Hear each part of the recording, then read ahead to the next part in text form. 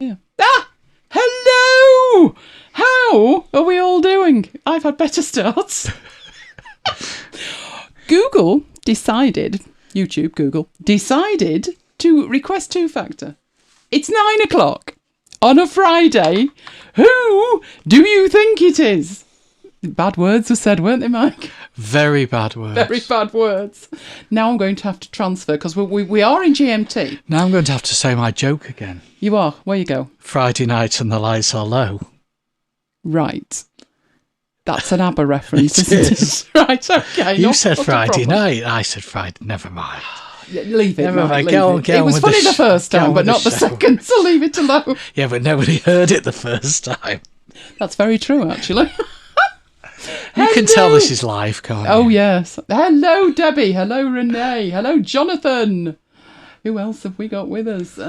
Jonathan's cold. Well, you've got those fabulous windows, haven't you, that are great in the summer. I'm sure they're a bit cold right now because it's freezing. It was freezing last night. We've got Needlework Tips, who's changed her name to Carol. Hello, Carol. We got all the Carols. I think we have, haven't we? Oh, I think we do. I don't want to miss anybody. So I'm in the middle of Renee and Jonathan and Debbie and Carol, hello, and Sarah and Kim, hello. And Peter. And Peter, good evening to you. And Deb, hello, Deb. We're looking like an almost full complement of Debs as well. Oh, this is looking good. Hello, Graham. Hello, Brilliance. And who else have we got in here? I think we're okay. I think we are. Oh, good grief, there's a load more chat. Wow. Wow. Loads of chat in there. Good to have you back, Carol. We missed you. Right. I think we're there. How am I feeling? I felt better, to be honest, but a bit better than a week ago. But I'm still on orders to take it slowly, which I don't do very well. No. But as long as you can see my screen, we can head off and enjoy, relive the adventures of the week. But before we do, I'll just be quiet and see if we can hear it. Bang. No, they've moved off slightly, haven't they? Yeah. Yes. It's bonfire night, Guy Fawkes night in the UK.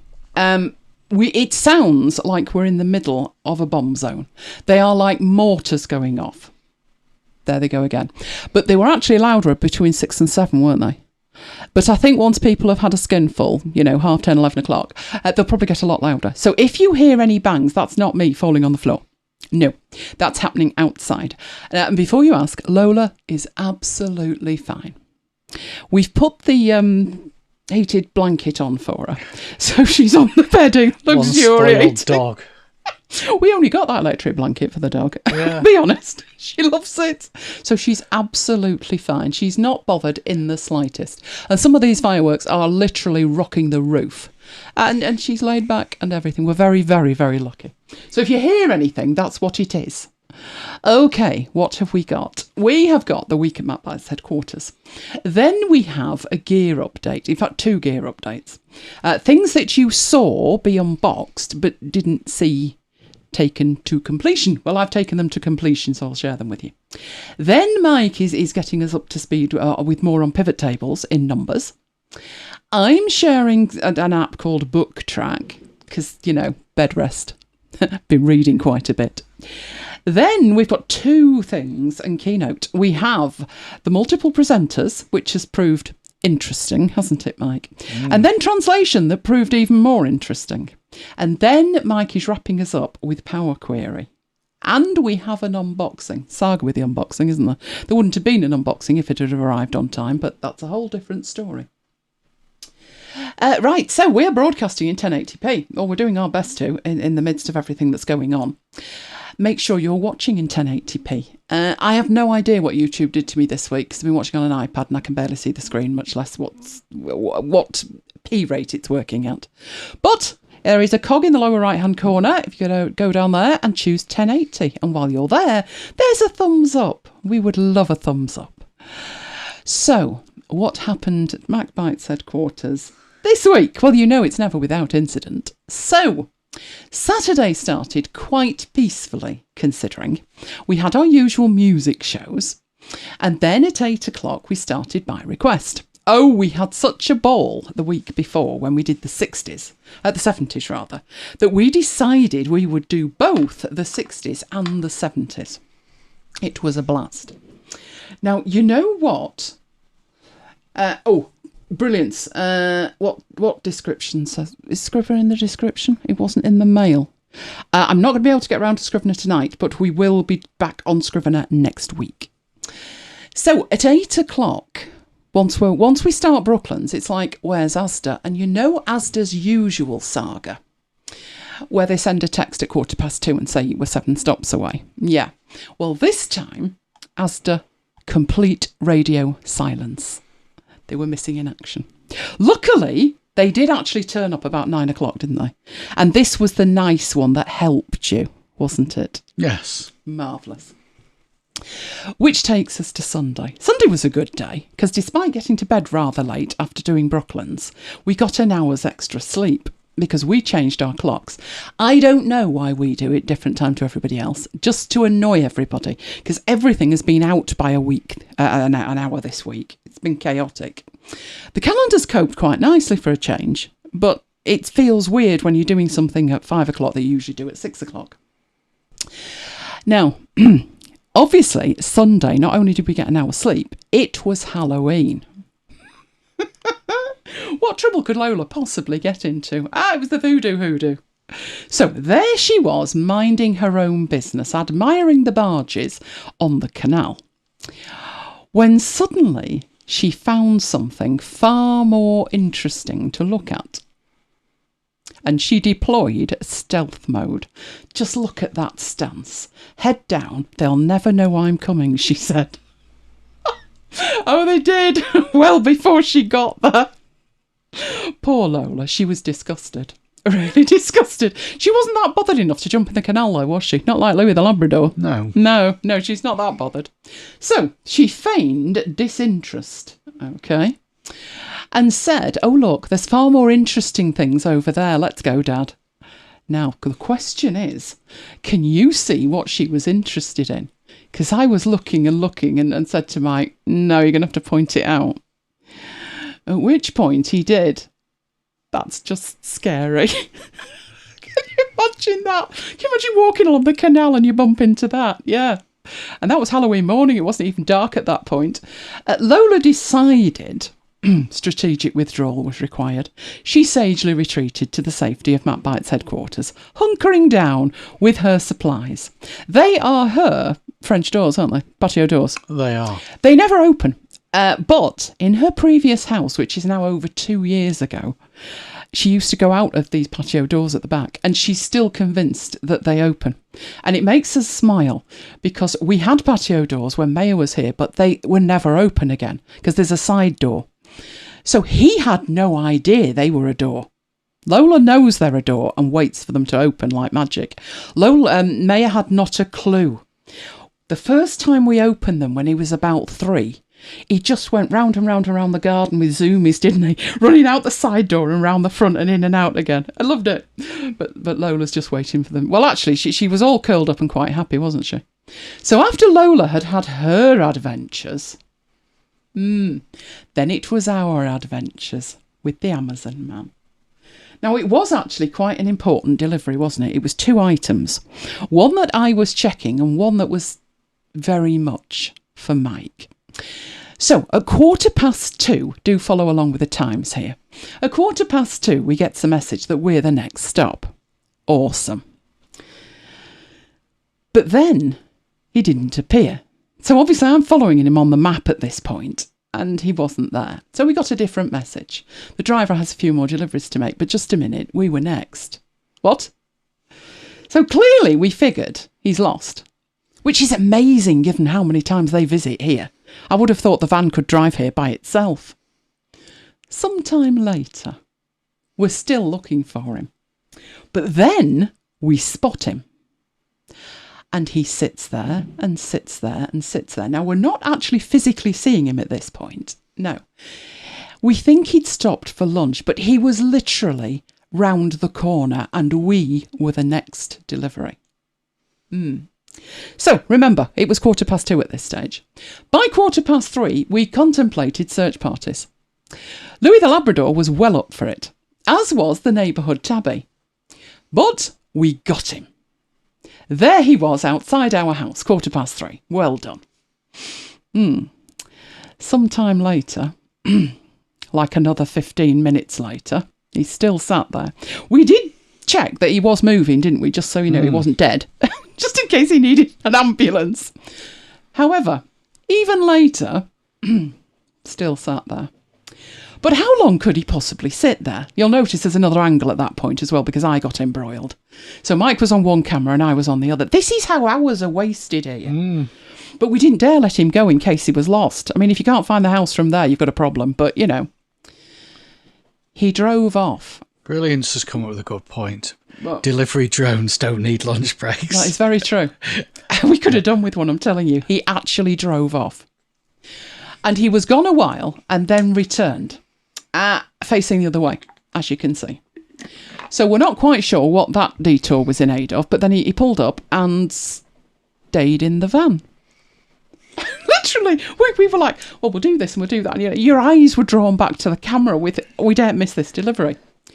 A whole 2 hours, 15 minutes later. I was going to go out and get it from him. It'd have been faster, I wish you had, actually. 2 hours, 15 minutes after we got the "You're next" message. He's alive! He's at the back of the van. Thank the Lord. Not even joking. Look at the time. 4:15. No, that's 4:30 from a 2:15 delivery note. But there he is with the most important delivery. Our oven had broken and we needed another oven, which was why it was so important and why it was for Mike. Ovens. No, not for me. There you go. I mean, it's just unbelievable. And you know what you're like? You can't how can you settle when the Amazon man's outside and you're thinking he might do the old "I rang the bell but you didn't answer" manoeuvre? Yes, bad words were said. Lots and lots of very bad words. Well, actually, in terms of what happened next, because I didn't put the last picture in. I should have put the last picture in. Remind me about that, Mike. Make a note. He then, did he turn round? No, he didn't, did he? He went back to the van and sat back in the van again. And about another 30 minutes later, and you can see it's getting darker at this point, another van turned up. And we think he had van trouble, which doesn't explain why he didn't get on his feet and bring our oven in 2 hours, 15 minutes before he'd sat there all that time. But there you go. Did we ask him why? No, they probably don't even speak English, half of them. So no, we left it alone. But there you go. Oh, great fun. So that night, I headed off into book club, because at least by then I'd been fed. And I headed to the kitchen. You did, to play with the new oven? Oh, indeed. So you know that we're doing 2 books this time. I've no idea why, but we ended up with another one. Anything You Want by Derek Sivers. And the thing was, Derek was with us. So that was really good. The chat on book club was curtailed to 60 minutes. And then Derek was with us for 60 minutes. And then we had another 40 minutes. So a middling 2 hours 40 for us. Not bad at all. On Monday, we had an arrival. Look at that. Isn't it cute?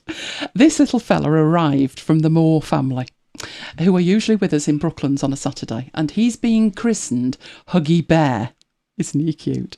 This was because I was poorly. So Huggy's been with me. He's absolutely adorable. Monday was also the start of NaNoWriMo.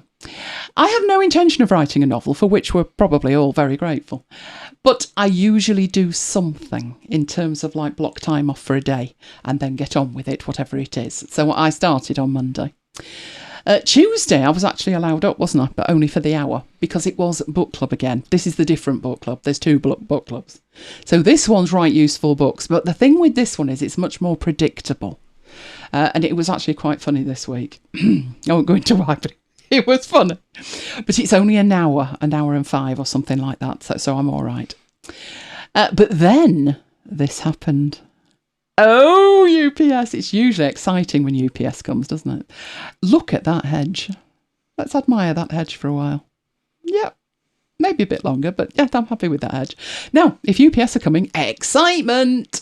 And this was a very, very valuable cargo. It's hand sanitizer. Who doesn't need 12 5-litre bottles of hand sanitizer? Yes, we really did buy 60 litres of hand sanitizer. No COVID here. Everything is smothered in hand sanitizer. Now, then it was a Champions League. Now, you know how the season's gone so far. So, prayer mats at the ready, wasn't it, Mike? Literally, look at the praying hands. And watch off next to the plate. Look at that. Actually, Peter says, did he nod off, or did you not mention my good mood on Saturday? Oh, you're in a good mood on Saturday. I've forgotten one, haven't I? Yeah. Oh, never mind. I'll put that in later. We don't get many wins. No, you don't. No. I should have done. Yes, you're quite right. But I've been poorly. In my defence, I've been poorly. Yeah, so watch off. Didn't want early notifications. Praying hands and eyeballing the ref. Hadn't he just VAR'd something in your favour at that point? Probably. Hence the praying hands. But they managed to snatch a draw from the arms of victory. But never mind, it could have been worse, and it very nearly was. Which took me to Wednesday. Oh, no. Just don't go there. I had booked on an Ofsted training course. Now, the training course wasn't with Ofsted. It was with a lady from Ofsted. She was presenting it on behalf of our Governor Services partner. Now, obviously, it was on Zoom.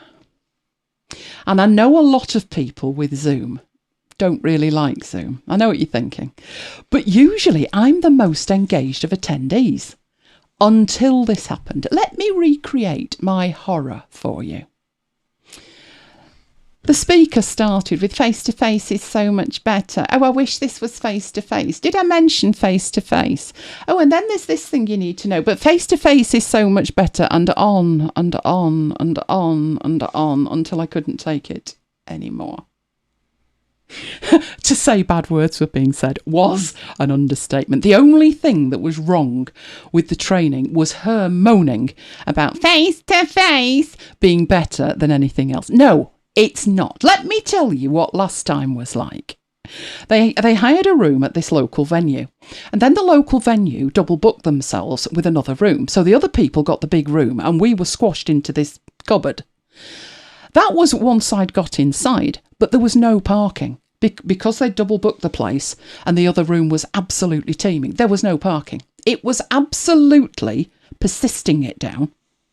And there was a drain pipe leaking over the door, which would be fine if you could just dive in the door, but the door's locked. So you have to stand there under this leaking drain pipe. You can't move because you've got to keep your finger on the buzzer so they can come back and say, who are you? And you can say, let me in, because I'm wet. And then we got in there and the rest of it was, this would be better online. Oh, it was bad. It was bad. So yes, bad words were said. Hate it. Thursday, after Zoomgate, Mike took decisive action and limited my screen time. I know what you're thinking. The bed rest thing's getting a bit old, but what's a girl to do? Entertainment that isn't likely to stress me, that's what's required. Oh, handily one of my favourite pops, Poppet and the Wolfpack. I've just had puppies. That's a 2-week-old Samoyed. So there I was entertaining myself with copious videos of said 2-week-old Samoyed puppies. They're adorable. They even wave at the end of their video. Oh, I was so taken. I really was. By Friday, I managed to sneak past Mike and I was up at midnight. Midnight Thursday. First thing Friday morning. Why would I do that? Glad you asked. The ABBA album was out at midnight. There I was listening to it on Spotify when the play count was at 0. There were the 3 tracks they'd already released and they had like 26 million views or listens, and the others had 0, so I was in first.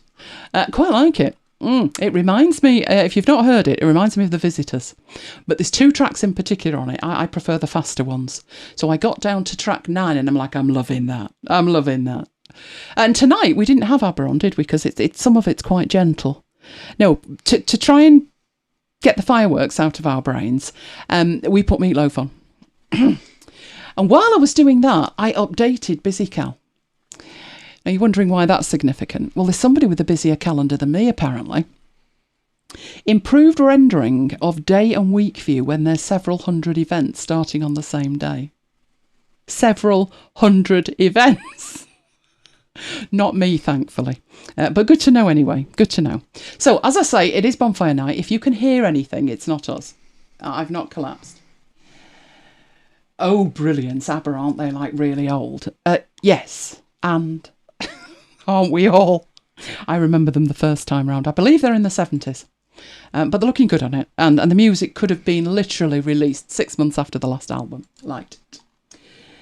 Right. Okay. So, updates, gear updates. We had the new camera and lighting last week. If you remember, when we did the unboxing, I took the photo. This is a bit meta, this. That's the cameras we've been using. But the problem we've got is the cameras work when they feel like it. It's not the cameras, it's the Mac. You plug a camera in and it's like, no, not today. So, I decided what we needed was a longer arm with more cameras on. And then I changed my mind when it arrived. So I have got it, I have set it up. So that's what we had. I decided then to hang the lights off it. So one of the things we opened was the lights. So we now have 2 lights hanging off it as well. So that's the front of it, that would be pointed obviously to the business end. And that's the back of it. So they are rechargeable lights. They don't need to be plugged in all the time. I haven't done anything with the cables on the webcams. They will be Velcro tied when they need to be. But tonight I need it portable. So fingers crossed everything's working later. Then there was the other thing, which was cables. If you remember, I unboxed 2 cables. It was a pack of 2. They came in 2s. And it was to forestall this debacle, which was Apple's idea of well, they took the ports away, didn't they? Because we don't need them. Obviously, they've since added them all back. But, you know, if you're stuck with a laptop like me with no ports, that's not pretty. So what I bought was 2 of these. One would have been fine, but there was 2 in the box. And they are extension cables. So there is a male end on one, female on the other. What my intention to do was to distance from the laptop all of the associated detritus. That was the plan. So, finally sorted it. That's what I've got with the black cable going behind it. At the other end of the black cable, that is plugged into the dongle. The dongle there just has my... Now this was where it went meta, didn't it? I had a micro SD card plugged into an adapter, plugged into a reader, plugged into a dongle, plugged into the Mac. And I said to Mike, good to know that, you know, we've got this integrated workflow now. But that's the business end of it. You can plug into that whatever you need to. But the business end is now 6 feet away from the computer. So we've gone from that to that. Oh, I'm much happier. I am much, much happier. So we'll see how all of that goes. Now, I think I had you up next, didn't I, with numbers? I think you did. Which begs the question why that's there, but you know, we'll go with it. Never mind. Press record.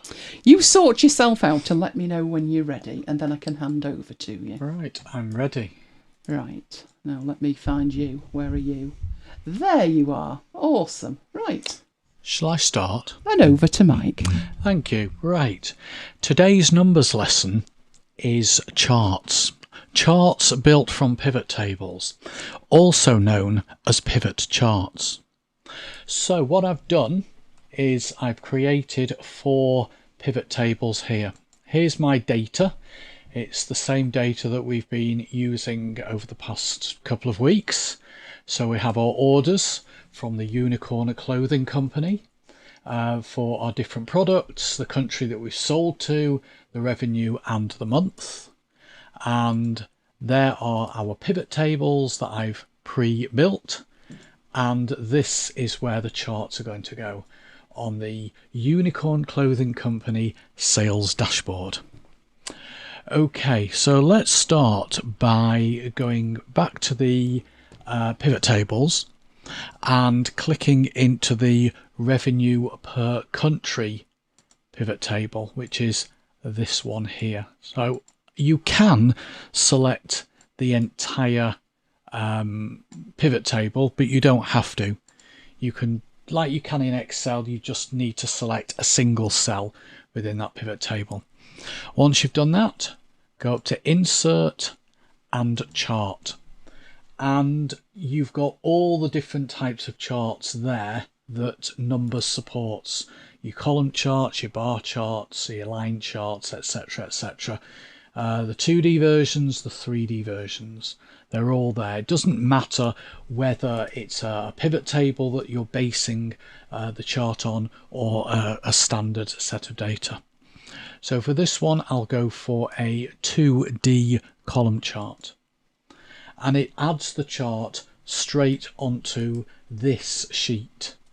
Now I don't want it on this sheet, I want it on the dashboard. So I will select it, cut it, go to the dashboard, paste, and position it where I want it, and resize it how I want it. Okay, now at the top we've got grand total revenue sum, which it has picked up from this here, grand total revenue sum. And that really is just a legend. So if I want to get rid of that legend, because it's meaningless, doesn't mean anything. The only time you'd have a legend is where you've got multiple bars or multiple columns for, in this case, each country. There's no need to have a legend. If you were plotting last year's revenue against this year's revenue and you had 2 columns for each country, then you'd need some kind of legend or key to indicate which was this year's and which was last year's. But if I want to get rid of that, I can just click on it and press the delete key on the keyboard. That's got rid of it. I then decide, actually, I'd rather have a bar chart, not a column chart. Bar charts are where they go left to right. So if I want to change the chart type, click on the format button. Make sure you've got the chart selected first and then click on the format button over on the right hand side. That brings up the format panel, and then select the chart tab. It was actually already selected, and then go and find the chart type, which is down at the bottom, and I will choose a 2D bar. If you want to close that panel down, then you can just click the format button, or you can leave the panel there. It doesn't really matter. Okay, the next thing I'm going to do is I'm going to add some data labels. Data labels, you've seen me do this before in Excel. Very, very similar, in fact the same in numbers. Data labels are numbers that will appear somewhere on the bar. You can have them inside the bar or you can have them outside the bar, and it's basically these numbers here that are actually plotted on the chart as labels, and that's why they're called data labels.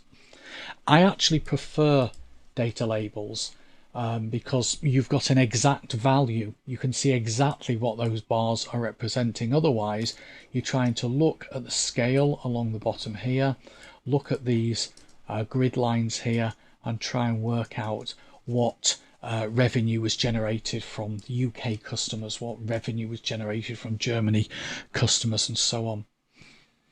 So if I want to add the data labels, then what I do is I make sure this panel is selected, and if it isn't, you go, as I said, to the format button and then go to series. And they actually call them value labels. I call them data labels because that's the Excel terminology, but value labels. And I will say same as source data. And what that will do is that will go to the source data, which is this lot here. It will put those on the chart. If you want to choose a different location, you can do. You can have them on the left, you can have them in the middle, you can have them on the right, or you can have them on the outside. I'm going to go for the inside on the right. So there's my data labels. Then I want to remove the x-axis values, which are these, and I want to remove these grid lines. So to get rid of the grid lines, go to the Axes tab and choose the, in this case, it's the x-axis. Take yourself back to school days. We've got the x-axis, which is horizontal, and the y-axis, which is the vertical. So it's the x-axis that we're dealing with. You can just switch between them here. So it's the value axis, and the reason it's the value axis is because these grid lines are coming up from the x-axis. But I want to set the major grid lines. There's the major grid lines. Set that to none, and they've disappeared. And if I want to hide the values from the bottom, there's no harm in keeping the scale on the bottom, but I don't think it's needed because we've got the actual values in the bars. So if I want to hide that, then again it's the axes tab which I'm on, it's the x-axis, and it is value labels, and set that to none, and they disappear. Okay, if I want to change the colour of one of the bars, just click on one of the bars. It doesn't matter which bar I click on because they all get selected. And then go over to the Style tab, and I can choose a fill colour, or I can have a gradient, an advanced gradient, or I can fill with an image. So I can choose a graphic to fill with. What I will do is I will just stick with a colour, so colour fill, and let's pick a colour. Let's pick this sort of pink colour, that'll do. There we go. Maybe that's a little bit light. Let's go for the slightly darker one, that's better. Okie dokie. And if I want to change the background colour of the chart, then click on the chart itself, go to the Chart tab, and I should see somewhere, there we go, the background and border style. So let's set a colour fill for the background. Let's go for a light colour. There we go. Then if I wanted a title, I need to click on the chart and go to the Chart tab, and the title is, where's the title? There we go. I can have a title, just tick the box. It gives me a title placeholder, and I just type into there. So I will have revenue per country, and I can format that, make it bold, make the font bigger, change the colour, maybe not that colour, maybe that colour, there we go. Change the font itself if I want to. What font should we have? Have we got Comic Sans? Yes, we have. There we go. No, yes. Just no. Yes, there we go. Well, it's the Unicorn Clothing Company, so we've got fancy fonts. What font is this that I used? Party-let. Should we try Party-let? Makes mental note to delete that font. There we go, Party-let. Which font? Party-let. Oh, it's a fun font, isn't it? Right, okay, so there is my chart. So that's the first demo done. Do we have any questions? Can we make the colours a gradient like in Excel? Yeah, you can, Kim. I think I just showed you that. You've got lots of options for the colours. So if I just take the background as an example, chart colours. There it is. It's down the bottom here. Yeah, you've got an option for gradient down here. So I could choose. You know, I'm not very imaginative when it comes to colours, so let's just choose something that looks half decent. Khaki brown, man. Half decent. But yeah, there you go. And you can change the angle of the gradient. Yeah, I'm getting quite good at this. Yeah, next stop Photoshop, or maybe not. Comic Sans punishable by firing squad. Yeah. Yes, and so it should be. Yes, exactly. Okay, so there's the first demo. Right, next demo. Let's go back to the pivots. and go to the quantity sold per country and product, which is this one here. This chart, this pivot table here, quantity sold per country and product. So I'm going to create a column chart. Okay, so insert chart, and I'll go for a 2D column chart. Okay, so there we go. And what it's done is it's basically taken all the headings, so each one of those product names is a category along the x-axis, and each one of the columns is representing one of the countries. Let me cut and paste that. There we go. Cut, go to the dashboard and paste, and then just move it to wherever I want it to go. So let's say there, that'll do. Okay, now I don't really like the way that chart is displayed. It's too cramped. It's too cramped. It doesn't really have any meaningful data to it. You can't make a great deal of sense out of it. I think it would look better as a stacked column. I did a whole series a while back of different charts in Excel, so I've talked in the past about the different types of charts and when's the best type of data to use for a particular type of chart, or the most appropriate chart type depending on your data. And I think this would look better as a stacked column. So if I go to the chart tab, and then down at the bottom I've got the chart type. Let's make this one a stacked column, but let's do it as a 3D stacked column. I tend to shy away from 3D charts. I've said this in the past, particularly 3D pie charts, but I think numbers, record the date and time when I say something good about numbers. Okay, drum roll. Numbers actually does a good implementation of 3D charts. You've clearly not seen it with a pattern fill.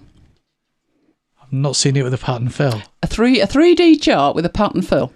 No, I don't think I have. It accosts the senses on every level. Should that be taken out and shot at dawn as well? Indeed. With Comic Sans. Kim likes Comic Sans when you've finished. Does she? Yep. Well, it wasn't me that said it should be shot at dawn. It was Brilliance. I just happened to. It's not a good font, though, is it? It's not a good look. Yeah, what I do like, you could have hours of fun with this. What I do like about 3D charts is this little angly thing, and you can twist and twizzle, and let's do the twist and all that. So can I get it to the angle I want it now? The good thing about 3D charts is if you've got bad news to deliver, just twiddle it around till it doesn't matter. Exactly, exactly. I always remember seeing on a presentation, it was a Steve Jobs thing, and they showed a 3D pie chart, and he angled it so that the iPhone had the best slice of the pie. I wonder if you could do that with the notch. Just angle it different. You're holding it different, but show it at a different angle. Don't mention the notch, you'll upset Renee. Hasn't even seen the notch yet. Anyway, there we go. Right. So I've changed the angle, and what I now want to do is click on the blue bar, which is France, going off this key up here, and I want to change that to a darker blue. So I do that through Style, and let's pick a darker blue, because that's the colour of the French football team jersey. So that's why I'm going for that one. Germany, well, they play in white, don't they? But I will go for a kind of orangey there, because they've got that in their flag, I think.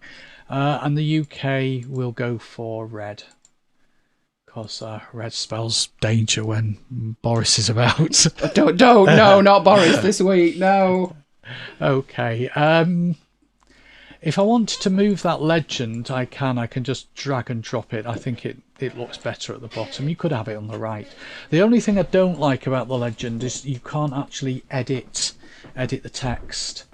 So rather than it just saying France, UK and Germany, you're forced to have these headings because it's picking those up from the pivot table. Okay, so there's our second chart. Yes, you can do all the same kind of stuff that we did before, that you can get rid of the grid lines, and you could have the data points actually on here and get rid of those there, but I've covered those, so I will leave that. And then the next demo, let me just see if we've got any more questions. I'll be using Arial as a secondary font. Yeah, I used to use Arial. Well, I think most of us probably used to use Arial all the time when it was the default in Office. Kim likes 3D pie charts as well. There's nothing wrong with 3D pie charts, Kim. It's just that depending on the angle, they can sort of make the data look skewed. So yeah, let's go back to the demo. So pie charts, number of orders per product. So let's go back to my pivots. And Kim likes 3D pie charts as well. Nothing wrong with that. I was just saying it kind of skews the data, but apart from that, they are quite nice. Yeah. I think it depends what you're using them for. If you're putting it in a report, and you're making it, you've already said in text that, dogs make up the most pets in the neighbourhood, then it just needs to be pretty. True. And Carol asked what the notch is, and I thought, stand back and light the blue touch paper, which is rather apt for tonight, isn't it? Oh, Renee, it's a wonderful option on the new MacBook. No, it's not an option. It's compulsory, Renee. You can't pay extra and not have it. I will find a picture and we'll send the picture to Carol. Right, let me do my last chart. Okay, so How about a pie chart of yes, no to the notch? I haven't got that data, but I am doing a pie chart. You don't need data, you just need my opinion. That's all that matters. Okay, right. Yours and Renee's opinion. Renee's going to have to put up with it. 50-50. Split down the middle. Right, so select the revenue and number of orders pivot table, which is this one. And I'm going to create, it's not a pie chart, it's a donut chart, which is more like a bagel chart, isn't it? So let's insert chart type. Do you think I could patent bagel chart? No, I did nearly open that presentation today, didn't I? You did. Right, I'm not firing on all cylinders. Where's donut chart? Don't blame me. Donut chart, donut chart, donut chart. There's donut chart. Right, okay, so there is my donut chart. Okay, by default, it uses the revenue as its the first column of values. So a pie chart or a donut chart can only plot one set of numbers. Obviously, with I won't cut this because I want to illustrate something, but if I go to the dashboard, you can only show on a pie chart one set of numbers. I mean, here we've got three sets of numbers. Here I have got one set of numbers, but I could just as easily have multiple sets of numbers.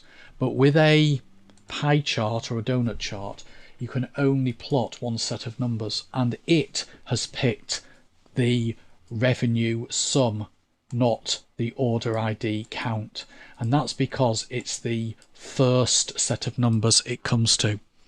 So if I actually wanted to plot this chart to show how many orders there'd been for each product rather than the revenue for each product, what I will do is click on Edit Data References and then click on any of the product names, and then in here change it to order ID count all. So it doesn't matter which one of these you pick, you just change it from all values to order ID count all. And that has now changed that so that these are representing, you can actually see they're highlighted, they're representing those. That is much easier than Excel. That's twice in a night. Go on, you're on your hat trick. And I will leave you with that. I will just cut and paste that to the dashboard, and there we go. So that is charts in numbers made from pivot tables. I do actually like that. Some of it is a lot better than Excel. Excellent, excellent. Right, well, in relation to Comic Sans, shall we switch back? Or shall we just sit there and look at your pretty charts while I mention this? No, we'll sit and look back. at your pretty charts. Switch back. No. We'll look at your pretty charts, because that means I'd have to do something.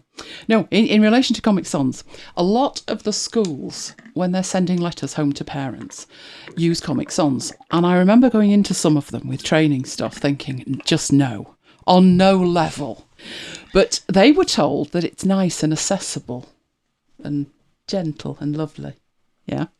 So today, one of the local schools has had to send a letter home to parents telling them that one of the children nearly got abducted outside the school. Literally, man in a van got out, put his hand round her face, across her mouth, and tried to drag her into this van. Luckily, she got away. But this is the second time it's happened at this school in 6 years. And they sent the letter home in Comic Sans. I mean, on what level is that acceptable? If you've got like a nice, we've just won this award, then fine, send it in Comic Sans. But if it's a serious thing like that, Comic Sans is not the font, is it? No. Not the font. Right, I'm going to find what I've just put in, because I remembered afterwards. I was very poorly on Saturday, that's all I can say. But, very good point, very good catch there. So let's switch over to me. This was what happened on Saturday, which was why it was important, wasn't it, Mike? Oh, now my mouse pointer's vanished. Where you go. Yes, they actually won a match. So this was the match they went into after the right stuffing and won 3-0. So that was why it needed mentioning. It's all come back to me now. But I have very little recollection of Saturday. I remember getting up at 10 to 8 in the evening and doing the show and then falling into bed again at midnight. I remember that.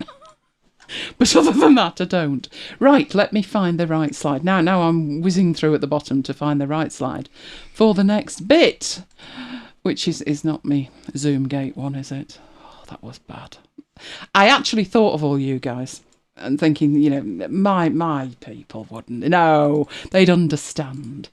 Right, book track. I have been reading a lot more. As young Jonathan knows, because I've actually been posting half of it onto Goodreads. But this is a local solution where you don't have to share stuff. This is an app. There is a Mac version and there is an iOS version. It's free for up to a certain number of books, which I think is 20.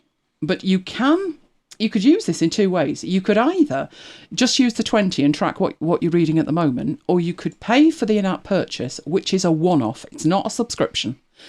And on the desktop, that is £9.49, I think, or £9.99. And on iOS, it's £4.49. And that way, the books will synchronise between devices and you can put in as many as you like. So that's the pricing. That's what we're looking at pricing-wise. Let's actually go and have a look at the app. So it is, in essence, a little database system for books, but it's built specifically for books. Now, yes, of course, you could do similar in Notion if you wanted to spend a long time doing it. And obviously this is proprietary, but it will import and export. That is one of the pro features, but it can do it. So let's add some books, shall we? Jonathan is interested to see what it brings to the party. It's actually quite similar in concept to what Goodreads can do. But it adds to it things like location. So if you've got multiple locations that you keep your books, I mean, sometimes Mike will say to me, do you remember that book we had on X? And it'll be like something from 18 years ago. And I'll say, yeah, it's in the studio, right-hand cabinet, bottom shelf, middle. So it's that kind of thing that you could put a location on it as well. But before we do anything else, we need to add some books, don't we? So I'm going to add the books to this one in a kind of manual way, and I will explain why. But we have, where's the mouse? Here we go. There is a plus at the top. And you have three options for inserting a book. So you can search online. You can scan the barcode. Now, the issue with scanning the barcode is it will only use the inbuilt camera. there isn't an option to use an external camera. Now, I do have an inbuilt camera, obviously, but it's got a sticker over it permanently because I don't like that one. So I use other cameras. And unfortunately, they're unaware that there's another camera attached to the thing and it won't use it. But I will show you a way that we can do that with or without a camera. So searching online is a good option, or you can manually insert it. But there's so much information regarding a book, the meta information, that searching online is probably a good idea. So I'm going to try search online. Did you hear that one? The foundation's rattled with that one. Right, so I'm going to search online, and one of the books that I know I've got is Getting Things Done. There we go. And there's lots of different versions of this. So I know that I don't have, mine's the original one. So this one here, next to his head on the left, there's a blank white space. The new book, or the newer book, because even that's 6 years old now, is the one that says 2015 and a tick on it. So I know that the book I've got is this version over here. So I click on that, and I can do one of two things without even looking at the rest of it, which I can add it to my library, or I can add it to my wish list. So in that respect, quite similar to Goodreads, but it's just personal to you here. So it tells you the year, and I guarantee you that wasn't 2019. It was released in, was it 2001? I'm sure it's the 20th anniversary this year. But it gives you some information about it, and I know I own that book, so I'm going to add it to the library. You can also in here share it, so I could send it to Mike and say you should read this book, which you did, didn't you? I do remember you doing that. But that has actually added it to my system. So in the background, we can see we've now got one book in the library. And I can come out of here and then start adding other books. So another book of his that I have is, I think I've got both of them. I think I've got Ready for Anything. So let's add that. And I've got his other one, which is Making It All Work. There we go. And if only it did. Am I enjoying it? Well, I'm not going to do that right at the moment. But I've got my 3 books in there. Okay. So I could carry on in here. I could type in more things. I could look through what it brings up, because once I start doing that, I think, oh, I've got Eat That Frog by Brian Tracy. Oh, I've got this one. I've got that one. So I've got the one thing. I've definitely got that one. So that's a good way of doing it, where you didn't type that in, but once you see it, you remember that you've got it. What else have I got? I've probably got most of these. I've got Deep Work. So I can add that one in. So that's a way of doing it. All right, up here you can do advanced searches. So if it's not finding it, or it's finding too much, you can do an advanced search up there. But most of the time it does pretty well in finding stuff. Right, once you've done that, there's the books in your library. So I've got 5 books in the library. So let's go to the first one that I started with, which is this one. And you can then start adding your own information to it. So you can add quotes from the books. You can put personal comments on it. You can open it on Amazon, open it on Google. You can even say if you've loaned it to somebody. You can also say how far along you are with it.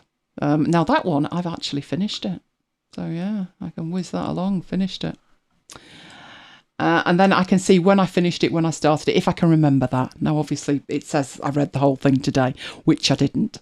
But I read that many, many years ago. I guess if you want to be that perfect with the stats and you keep that information somewhere, let me know in the chat, do you? I keep meaning to, but honestly, I read that many books. Probably in a week, 8 to 10 in a week. I haven't got time to follow through with all the yes, that was 4 out of 5 and all the rest of it. I don't. Well, I wish I did. So if it was easy, I might. So that's fairly simple, getting the books in there, isn't it?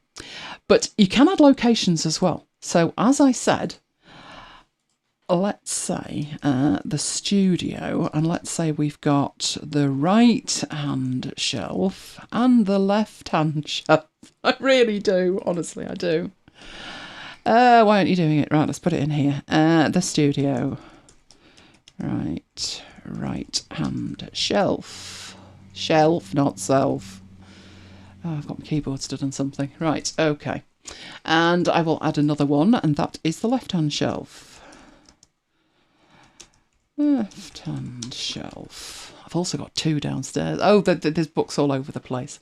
But that allows you to put that in. So, in here... Oh, where are we? Come on. Why is the left one not coming? Oh, this is bizarre. Right, add. The studio. Left hand shelf. Come on, I definitely pressed enter. I did. Right. So that one I happen to know is on the left-hand shelf. So how do we get that allocated to the left-hand shelf? I'm hoping we drag one of these this way or one of them that way, but it doesn't look like we do, does it? Right, it must be in here somewhere. Well, for a start, you can mark it as to read, reading, or read. It gets automatically marked as read when you marked it at 100. I just need to find the way to allocate it. Not opening Apple Books. That's a good point. If you use Apple Books, it could be something to do with the API and what you're able to do and not. I mean, this open on Amazon, if I do open that on Amazon, and it's opening off the page, it does actually open in the right Amazon, insofar as it's .co.uk rather than .com. I don't know if it's doing that by geography or what. £50 for a hardback, good grief. I don't know why not Apple Books. They should be able to do that. Do you use Apple Books? Because I must admit, I have got a few Apple Books, but not many. Not many, to be honest. Right, so we now need to get more books, don't we? So, as I said, another way is to put it in manually. But a better way would be able to automate this. And because my webcam isn't functional at the moment, there is one that is, but it isn't having it. I'm limited to the search online thing, which I don't really want to be. But there is another way to do that. So what I'm going to do is take this off the screen and show you the capture way to do it. So we need magic beans. We need incantations. So let's start making sacrifices. There we go. Oh, you are in a good mood, aren't you? You're in a very good mood. Well, I hope you're in a good mood. You're thinking about it. There we go. Awesome. Right, let's get rid of that. And there is the iOS version. So if I tap on the iOS version, you can see it instantly synchronises. So this had nothing in it. And now it's got what we've added on the desktop. So because this is a phone and it has a camera and it's not got a sticker over it, it's functional, then I can add a book in here. So if I tap to add and I say scan the barcode, see how fast that was? I didn't even get a chance to pick the book up, but that is the book.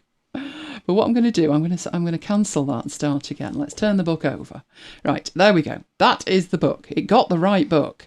So I'm going to flip that over, hover over the barcode, and it is that instant. And that happens to be the right book. So I can tap to add that to the library. And let's go back and done. And we should see that we've got 6 books now. So it's imported that one down there at the bottom. Brilliant.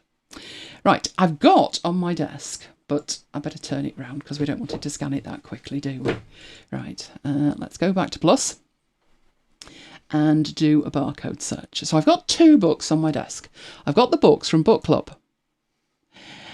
Yes, I know you've just spotted that again, haven't you? Oh, good grief, it's fast. Oh, it's good. It's really good. I'm going to have to turn them over. Right, that's one book. And behind it is the other book that we are using in Book Club. And these 2, I found a bit of an issue. So the first one, which is Range, I will turn that over and there's the barcode. And no problem at all. That's the right book. So we'll add that to the library as well. But interestingly, this So Good They Can't Ignore You, the Cal Newport one, if I flip that over, we can see that there's a barcode. Nothing. Nothing. But what was interesting with it was, if we actually look really closely, there's a barcode behind that barcode as well. There's a sticker over the top of that. It's right across the original barcode. This came from Amazon. I have no idea why there would be a sticker on it, but there definitely is. If we go there, you can actually see it. I did try and pick it off, but it's not having it. So that one it won't read. So there's obviously going to be occasions it won't. I would suggest if the barcode is on the book and it isn't covered with a sticker with some other kind of barcode on, you'll probably be fine. And you can see how fast it is. It only has to glance at a barcode and it's in there. Just not that one. from So Good They Can't Ignore You. So clearly, book isn't that good that they can't ignore it. It's ignoring it. But I can always add that one in later, but that's how fast it is. And exactly what you've got on the desktop is what you've got in here, and the whole thing is synchronizing. So I think I'm over halfway through that one. So again, I can go into the stats here, say I think it's about halfway, about there. You can see that then is automatically tagged as reading in the middle. You can see the 55% at the top, but it's also moved it out from to read, because obviously you already have. Obviously it thinks you've done that today, because I'm marking it up today. And then when I've finished it, I will mark that as finished in there. I could put some quotes in, but I must admit, it's not my favourite book. It isn't. Neither of them are. Neither of them are. Some of the others are way better than that. Right, so that's what it is on the iOS thing. It's exactly the same. So it's easier to demo it on the desktop. But if you haven't got the camera facility on your desktop because you're on a Mini or something, I don't know what it would do on a Mini because there isn't a built-in camera. So surely it would just let you use any. I did try the preferences and there's no preference to use a different camera. So I really don't know why they wouldn't allow that. I'll get on to them. Debbie's got a question. That seems rather silly. Oh, hang on. Can't see the questions at the moment. Is it one payment to use on all devices? No, it's not. It's one payment on each platform and then they synchronise. Well, they synchronise already, to be honest. So the only reason to pay extra would be to do the import and export and to go over 20 books. But it's $4.50 on iOS and $9.50 on the desktop. I also think, like you, let's go to the App Store and have a look. It's really confusing these days, the way that Apple have it set up. So let's get this on the screen and let's get that off the screen. Come on. Sometimes you pay a flat fee and that's every platform. Other times it's not. And it's not actually clear most of the time what you are actually paying for. But I did check inside them and it's down the bottom there, in-app purchase. You can either go for the $9.49, which is the premium version, or you can just give them a tip. I do think the premium thing was added not that long ago, but he's working on it fairly frequently and it's been there over a year because I don't dive on stuff like this as soon as it's there. Because the problem with that is, and then tomorrow it's not already there. But it is a single payment. It's not a subscription. Right, so let's get back to what we were doing. So let's get rid of that. Right, so I'm going to bring these on. This is now the desktop version again. So we were moving this, weren't we? Right, here we go. Which is down here somewhere. Where are we? Add location, there we go. So I know this one is on the left-hand side. There we go. Are you happy now? Sarah's happy. And it's $10.99 US price. Ours went down. Ours got reevaluated about 3-4 months ago? 3 months ago when you bought Camtasia. Yeah. It went down by 20%, so that's why there's a difference. Usually we were exactly the same as the States. So it was $10.99 and £10.99, but ours has just got taken down by 20%, so that's why they're slightly off at the moment.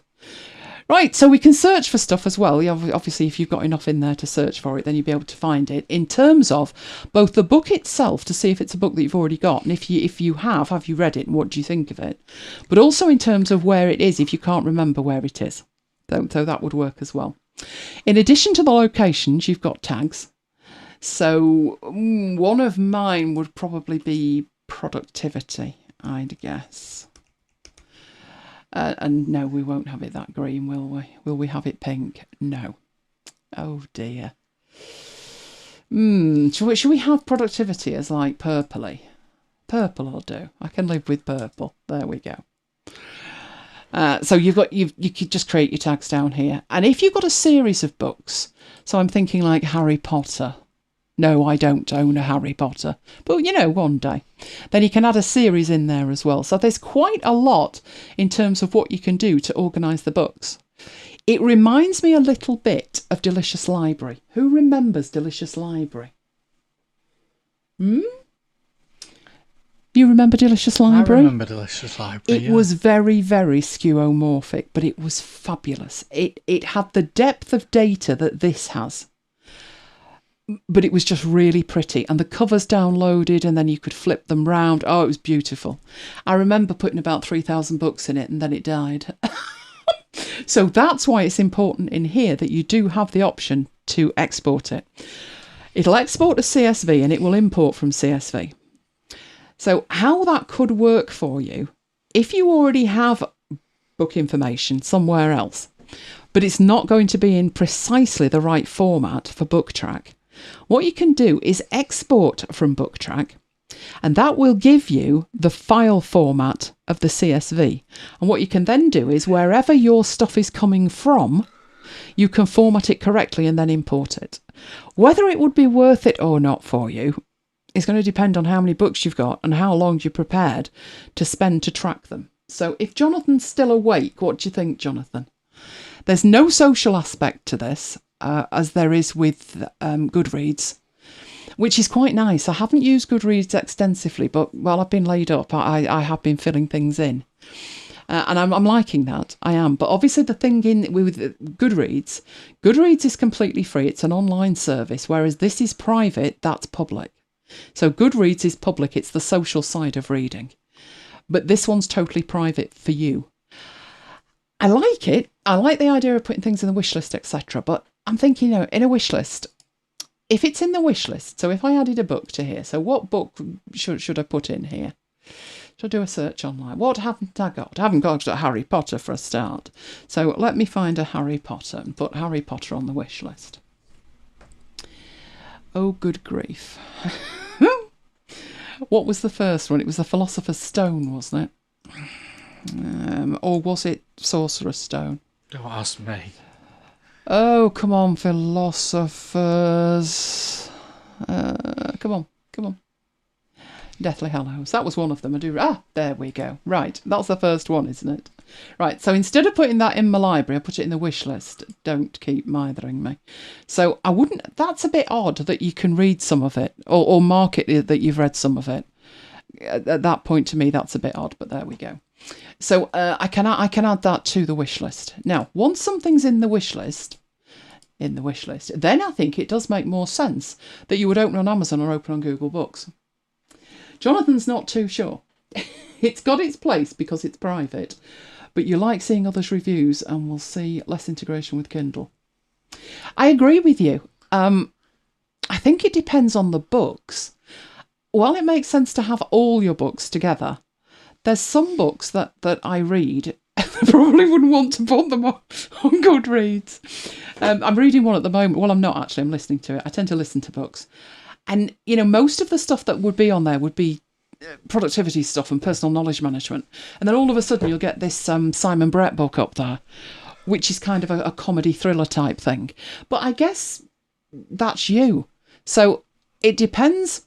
If you want to keep stuff like that private, then this is a really good way to track it. But I'd say in terms of, I feel a bit icky sharing that one because it's like a bit of a trash thing. It shows another side to you, to the people that follow you. And it's true if you're reading it. If you're reading that, then share that you're reading that. If somebody doesn't like it, they can do the other thing. But I do see a use for this, maybe for projects, because you could get information out of here. But in terms of things like quotes, I'm not sure I would put quotes in here. Because on the Kindle, obviously the books I've shown you here, so they've got a barcode on their physical books. The first two, Range and So Good They Can't Ignore You from the book club, I bought the physical books because it's book club, and we needed to do what we call an inspectional read. And an inspectional read is where you fondle the book and read the table of contents and look at the back of it, and that's not as easily done on a Kindle. It's just purely a physical thing. But the other book, the workshop book, wasn't available on Kindle. So that's why that's a physical book. But surely if you've got quotes that you want to track or whatever, you'd be better off just highlighting in Kindle, because that is integrated into a great way of transferring it any way you want. So if you want your Kindle highlights in Notion, then you can do that via Readwise. Whereas this would make those quotes isolated. And it is quotes as well, rather than notes, although you can put a personal comment. So I think it's horses for courses. It's going to depend. I don't use Goodreads personally in terms of tracking my books. That's just like sharing it. And it's interesting. That's actually become, in my Kindle, when I finish a book, it pops up and says, do you want to share this? And then I think, oh, yeah, I forgot to do that. So then I do it because I'm being reminded. So, Oh, Carol uses Readwise. I was going to take a trial of Readwise. If I do, then I'll share that. But I decided that I liked a little bit of friction between... I should probably carry that sentence on before people are making their own end to it. But I like friction between thinking about, oh, I want to make a note of that, and then actually making a note of it. Because otherwise you tend to capture too much. You just highlight. But do you ever go back to the highlights? And when you highlighted it because it resonated with you in some kind of way. But you need to say why. And if you don't say why, then that moment is lost. So I do have quotes, but my quotes are in Rome. They're not just from books, they're from anywhere. And I've got a nice system going with that. So again, if this had have come out 5 years ago, would have been amazing. But now I've got like other systems in place because of this vacuum that was there. There was no way to effectively track books and stuff. So I'm a little bit on the fence. What do you guys think? Oh, Renee had in the 90s an MS-DOS program to locate LPs. That is brilliant. Mike and I built a system that we prototyped on index cards. Oh, it was like a Zettelkasten.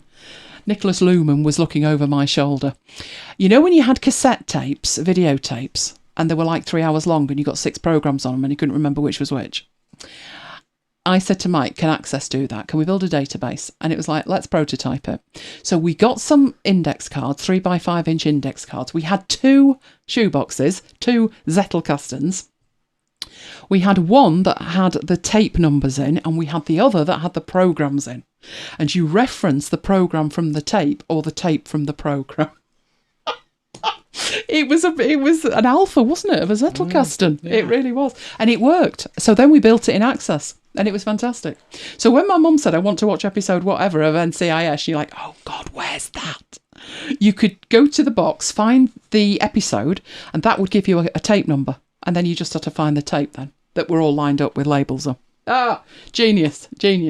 But I think this one could be a little bit too little too late. I don't know. I love the way it synchronises. But in terms of tracking what books I want, don't you just put them on a wish list at Amazon? In terms of quotes, I would sit down and work through a book and they'd be in Rome. Statistics, I'm not really bothered how many I'm reading in a week or whatever. I think where it excels is where it is, so the location. That is genius. Total genius. But I don't know. Personally, I don't know. Kim says, OMG, you guys are organised. Trust me, Kim, we had that many tapes because I was in charge of like my own stuff and also my mum's. And there was nobody grumpier than mum if she couldn't have the episode she wanted, wasn't there? True. I had... we were probably up to about series 8 at the time of NCIS. So you're looking at almost 200 episodes. And every time it was on, I'd record it and I'd take the adverts out for her. And then she would say which one she wanted to watch. And she started saying it, like describing it. The one where Abby was dressed as Marilyn Monroe for Halloween. I said, right, Mum. I'm like, I don't know where that is. And I got this episode guide for her and I printed it out. So after that, she'd say like series 6, episode 4. And then I'd trot in here and I'd find the card index. Oh, it was a Zettelkasten before its day. It's a shame I don't have a need for that now, because we don't now. This is the thing. You could spend hours cataloguing this and I'd have to question, unless there's a real reason or it's like your number one hobby, is it worth doing? It's easy enough to add a book and it's easy enough to add the other information. But what are you doing it for? Obviously, in my case, it was so Mum would shout an episode number and series out and I would rock up with a tape. And I'd even put on the card that's got the episode, it would have like, do you remember how videotapes used to work? The really old ones. They used to have a counter, but not a time. So it might say on it like 38,046. And you used to have to put the videotape in and then fast forward to that number. It wasn't actually like 1 hour 47. It was a number.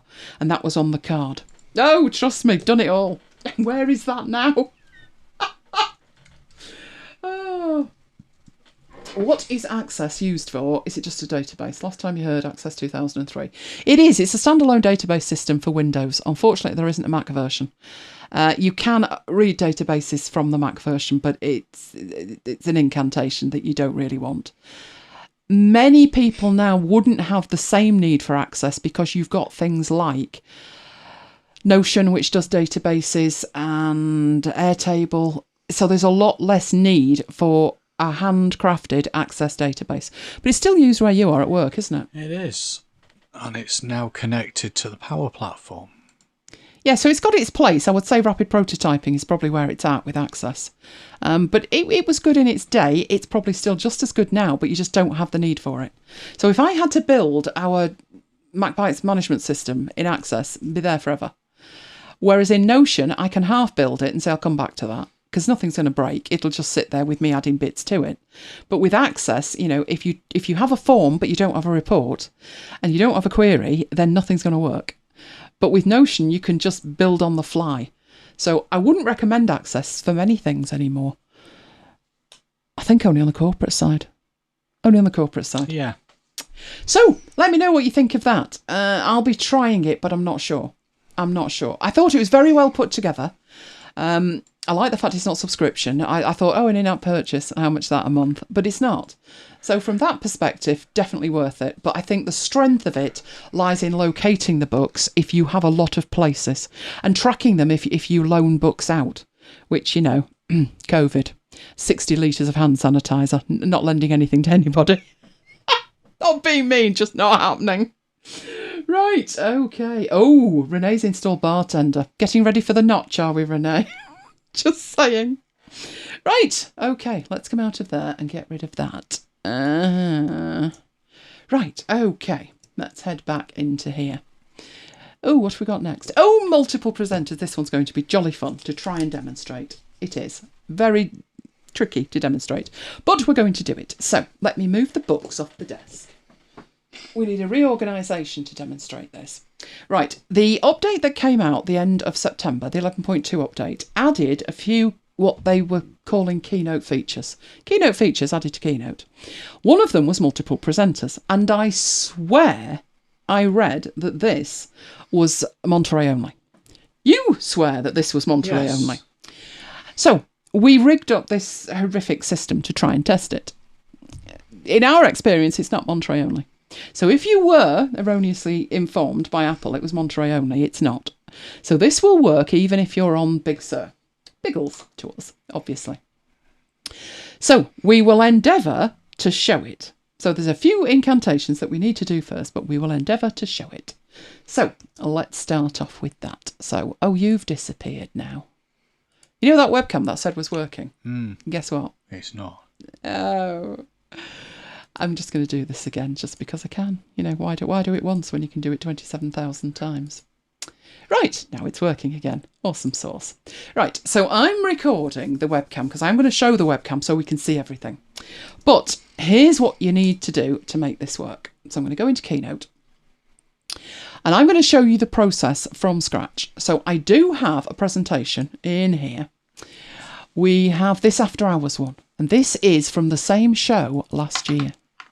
So, and that one is already shared. So it says copy shared. It's a copy that I made of it and it's shared. But the problem with sharing stuff, you know, you can see there's not many files in here because I've got rid of them all. And you can see conflicted copies appear and all kinds of stuff. So I don't often use Keynote anymore. You guys know that. But what I'm going to do is I'm going to start from scratch. I'm going to do one of my default ones. So it's going to be very plain and I'll share it with Mike. But so we've got some content, I'll use the other one we've already shared down the line. But I will put in, shall I put some pretty charts or just shapes? Let's put a shape in. Yeah, could do with being a little bit more exciting, couldn't it? Did I not put colours in here? Clearly not. Right. So I have a presentation and I need to share it. So I go up to the collaborate option. You must do this. There's no way around this other than using the collaborate option. So we do the collaboration thing. You've got lots of different ways that you can collaborate with people. Okay. Shall I do... I could do the airdrop thing, couldn't I, Mike? Or could I? Let's see if it works. Let's put Mike and see if it wants to know. There he is.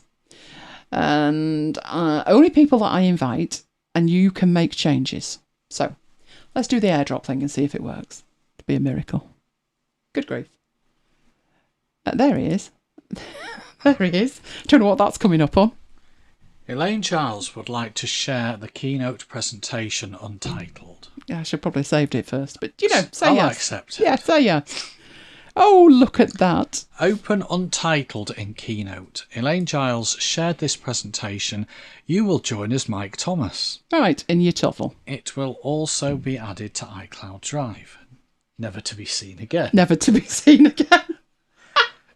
Right. So we're all collaborating now. When I go up there, I'm the owner and I've invited Mike and he should have... There he is. Yeah. There he is. Mike Thomas has joined. Awesome. Right, let's save this as shared. So now I'm trying to save it and it doesn't want to know. Has it saved it as untitled? That's really helpful, isn't it? Let's see if we can break it. Obviously, I don't mean break it, but it'll be broken. Right, shared with Mike. There we go. Right, so it updated the name for you. It has actually, yes. Good grief. Have you sacrificed a chicken somewhere? Squeaky chicken. Squeaky chicken. Right, so that must happen. You must go through that before you take it any further. We've done it with that one because that's brand new. It's a tiny file and you saw it took literally seconds. But the one that we actually wanted to use had content in it. So we shared that the other day, which was this one. It was only 72 meg, but it took 30 seconds, a minute, something like that. So this is the one we're going to be using. Episode 101 from last year. Unbelievable, isn't it? Oh, look.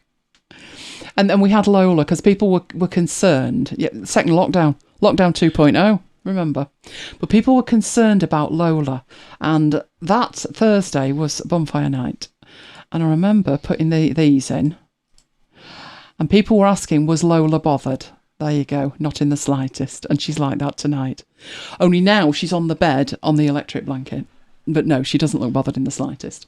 So this is shared with Mike. And I'm going to attempt to present it. So I will choose it.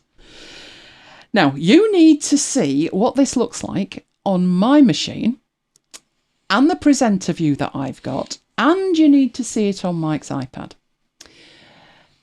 We decided a camera was the easiest way for this. So let's see if this works. But I will start it and show you what it looks like to start with. So in here, just play the thing and off we go. But there's multiple ways to play a presentation now. So don't fall into the trap of thinking, just present. Right. There's two different levels of this. In the play option, you have, first of all, full screen or in a window. Full screen is where you are either doing what I'm doing tonight, which is sharing my entire screen, and I'm happy to do that. Or you have a projector attached and you're saying, I'm going to present it on that screen and I want it to be the full screen. So that's when you would use full screen. But the new option is in a window. And in a window is better if you need to see the chat in a Zoom session. Because you wouldn't want anybody to say this would be better face to face, would you? No. So you can present in a window. Do you know the other thing she spent half the time? I can't see the chat right now. I can't see the chat. I thought, well, we could do without the slides because all you're doing is sitting there reading them. But I digress. So in a window is a totally different option. So full screen, you've seen. If I do that, it presents in full screen and you are looking at my main monitor in full screen. What would that look like if it was in a window? Well, if we go down to window and present again. So same option, but this time it's in a window. Now it might not look much different, but that's because it's virtually full screen. But it's this window here. That's the window that the presentation's in. Obviously, if you are in a Zoom session and you want to see the attendees and you want to see the chat, that's fantastic. Because if I'm in Keynote, I'm not going to say if I'm in a presentation, because PowerPoint lets me do it, but Keynote doesn't. If I present that full screen, then I can't do this. I can see the chat too, and I can chat. Even though I'm sharing that, and that is all my attendees would be seeing, that is the slides. So that's the way to do it if you are online. So those are your two options, and it doesn't matter for this multiple presenter which one you choose. It doesn't matter. But I am going to come out of that and go into here, and we'll say full screen. So that's the thing you have to do first, these options at the bottom. Full screen in a window. Then you've got two more options, which is play the slideshow, which is the standard way of doing it, or play multi-presenter slideshow, and that's the one you need to choose. You need to choose that one if you want to have multiple presenters. It doesn't actually look that much different once you're into it. So I'll click that option, and it connects to iCloud. And then you get this dialog box that's explaining it's waiting for a host to start the presentation. Now I'm being presented with that, despite the fact that I am actually going to be the host, because somebody else might be the host. So Mike would see exactly the same. So if you tap yours, is that what you see? He's not in Keynote. You're doing a Debbie McGee really, aren't you? Right, what's it say? It says, there's the presentation. Right, but if you tap present. Play on this iPad, play multi-presenter slideshow. Tap that. Does it say waiting for host? Start as host, waiting for host. Right. Yes. So, Mike's done exactly the same as I've done. And he has got what I have got, and you need to see that. So let's have a look if this works. Oh, I think it might, you know. Picture in picture would be better, but let's have a look at that. That's what we're seeing on Mike's iPad, which is sat next to me. So it's interesting that you could start this as host, isn't it? That would make you the host, but obviously I want to be the host. So that's what Mike's seeing. Back over here. Let's get that back. Might need to move the microphone here because I want you to see my screen and the other screen and Mike's iPad. So that's about it, isn't it? So I'm going to click Start as Host. And I now can't see a thing, which is really good for the video, isn't it? So let's just hope that that's working. Right, I can move that on with the mouse or clicking it. And do you want to come and do your stuff? Down the bottom, there's a Control Slideshow button, which Mike is tapping. And now he can navigate it. So I'm not touching a thing. I am. Oh, Boris. Boris. Let's move on. Yes, let's move on. And keep going. So hopefully you're seeing that. I'm not touching a thing. I'm here, not touching a thing. Oh, no, don't go on to that. They lost. They lost 1-0 to Arsenal. And that is what it is. That's what this does. But the thing is, you don't have to be in the same physical location at all because it's connecting via iCloud. So this could be it could be 20 presenters in 20 different locations. And that is how it works. So I'm going to come out of there. Or I'm trying to come out of there. Yes, I do want to exit the slideshow. There we go. I'm out now. So hopefully you saw that. Me stopping it here stops it for Mike. Right, should we do it where you're in charge? Put it back over here and you do your bit. Right, so you can see Mike.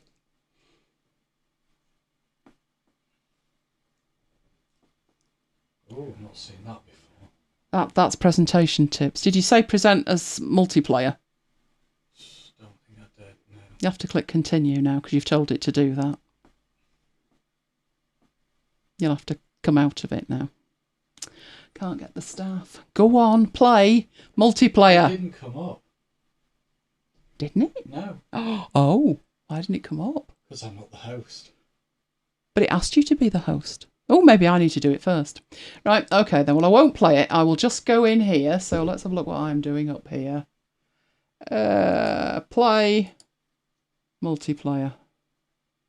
Connecting to the cloud, start as host. Right. You try it again, Mike, and you should have the option. Yeah. Play as multiplayer, multi-presenter.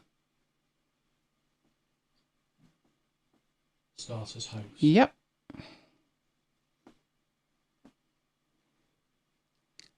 That's interesting. I've got a totally different view now. So you can see what's happening on Mike's here. He's presenting this presentation.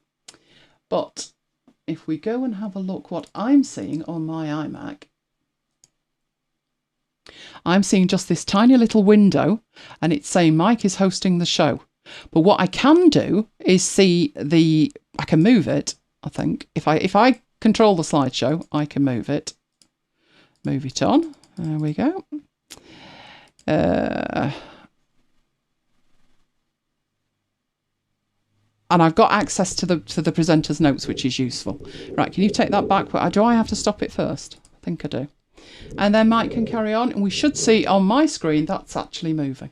But I'm not seeing the presentation in terms of it's not actually presented on the iMac or presented on a big screen because Mike is now in charge of it, even though it was my presentation. I can see something interesting with that, though.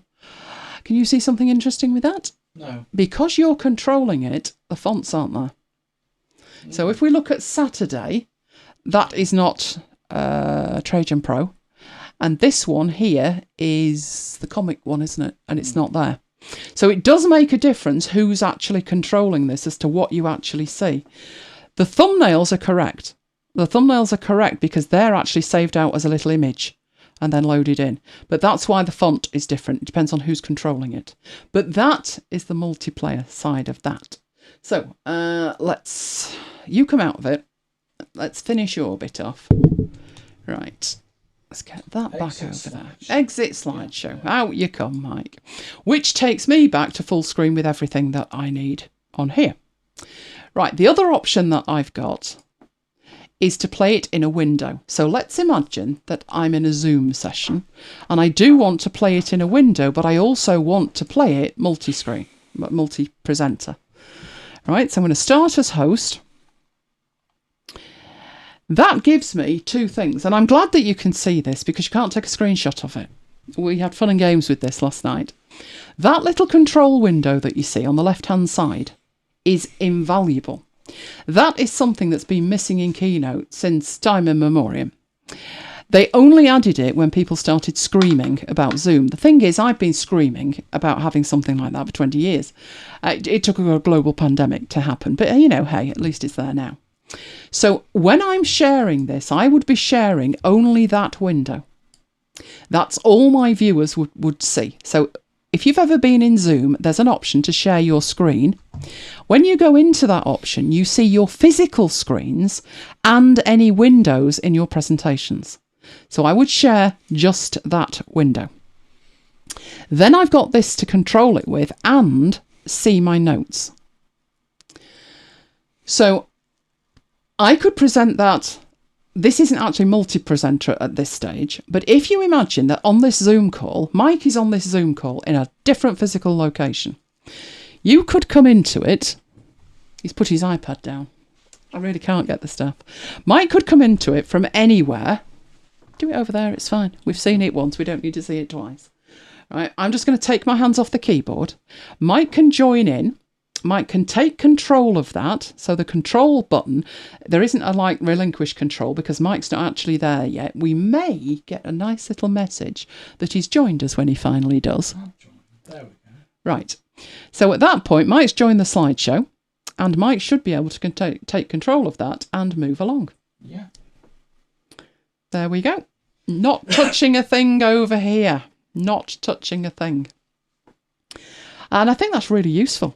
That I can see uses for. If only Keynote didn't eat the slides, I could actually use that, couldn't I? Well, what I do is I design it in PowerPoint and then make an archive of it and then make a Keynote version of it and do it that way. So what do we think of that? What do we think of that? I'm thinking that's really useful. Now, the next question is, can PowerPoint do that? And the answer is no. PowerPoint can't do that. PowerPoint has different options. You've seen...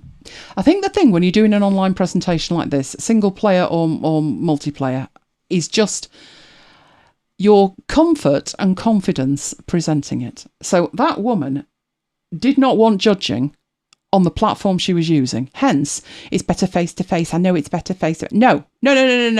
Whether it is or whether it isn't is irrelevant.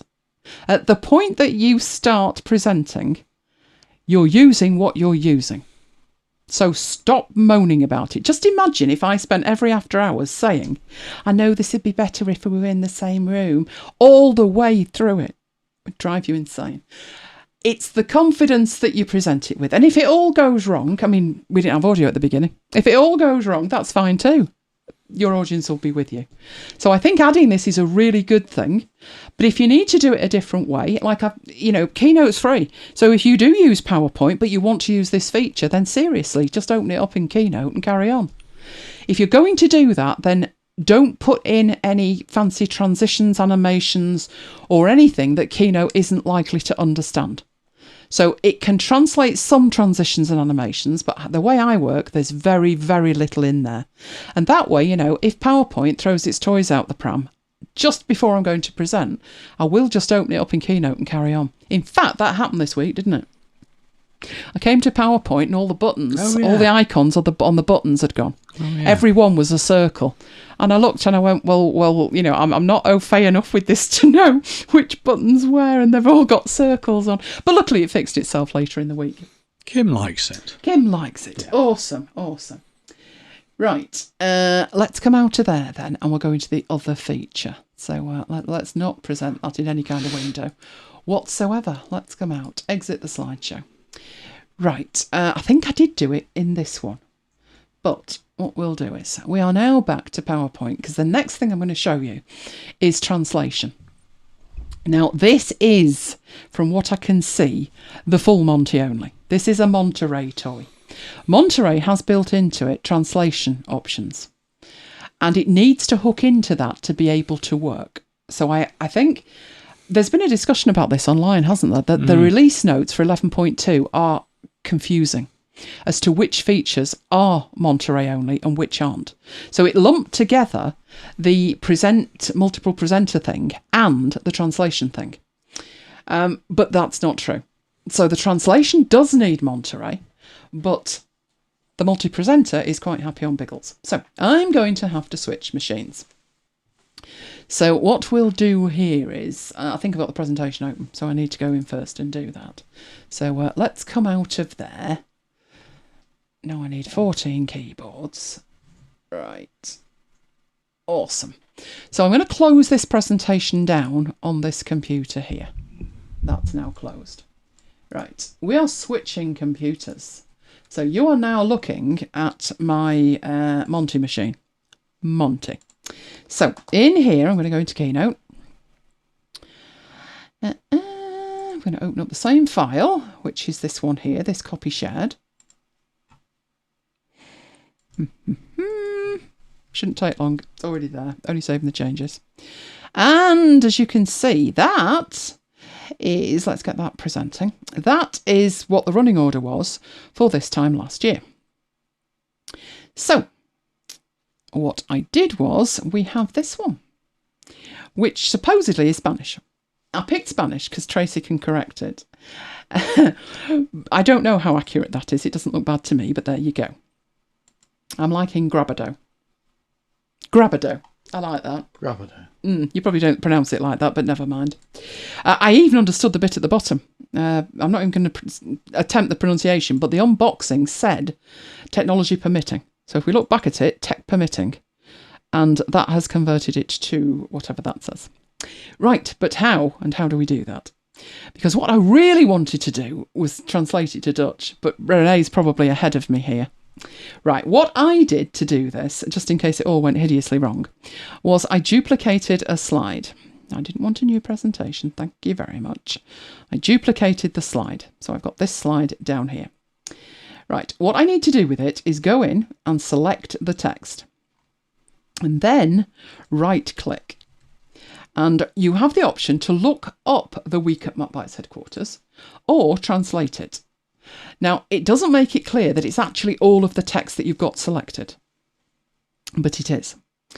So what I'm going to do so we can see this a bit better, let's scoot this down to be smaller so we can see the text a bit better. And on the view, let's not view, hide the object list. That'll give us a little bit more space to play with. So I am going to right click on there and translate. And that comes up with the language that I had last selected, which was Spanish. And I do know that Samana is weak, so at least that's right. So we've worked out that we think La Sede, whatever, is headquarters. So fingers crossed it is. But I was hoping that they'd be Dutch, but Renee, what happened? There's no Dutch. I was also hoping that you could extend the languages using the Manage Language option. That's not what it does. So if I say Manage Languages, the languages that it offers in translation languages are available for you to download. And that's the only option. So when it says options, that's what it means. But this could be very important to you, because if you choose not to download the languages, it will still translate. It won't do anything different. Apart from, without the languages downloaded, it needs to send the text to Apple to translate.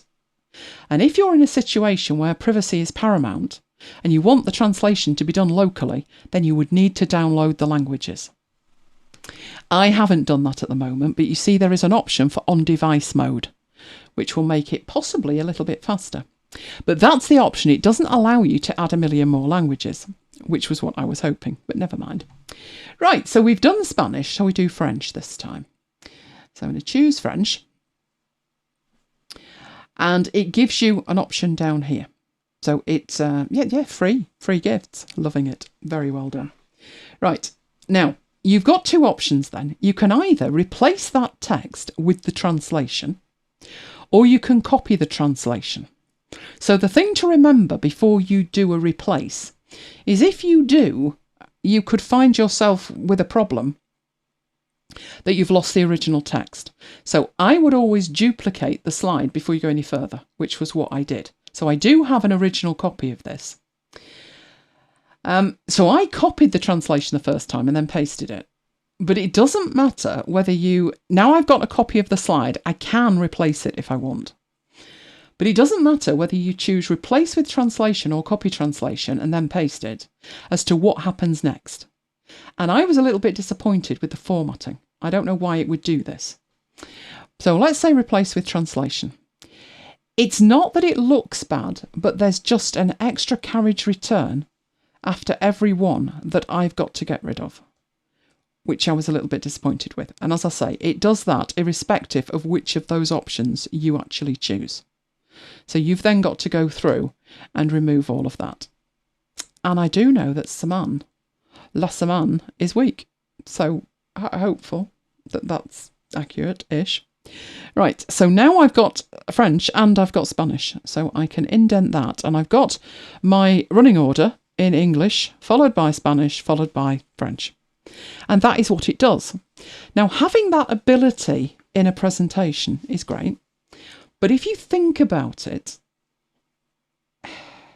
doesn't it pretty much, to be of great value and not take forever to work with, it presupposes that the presentation is text heavy. And it's not. So if you imagine me having to do that on every single one of these slides, we'd be there forever.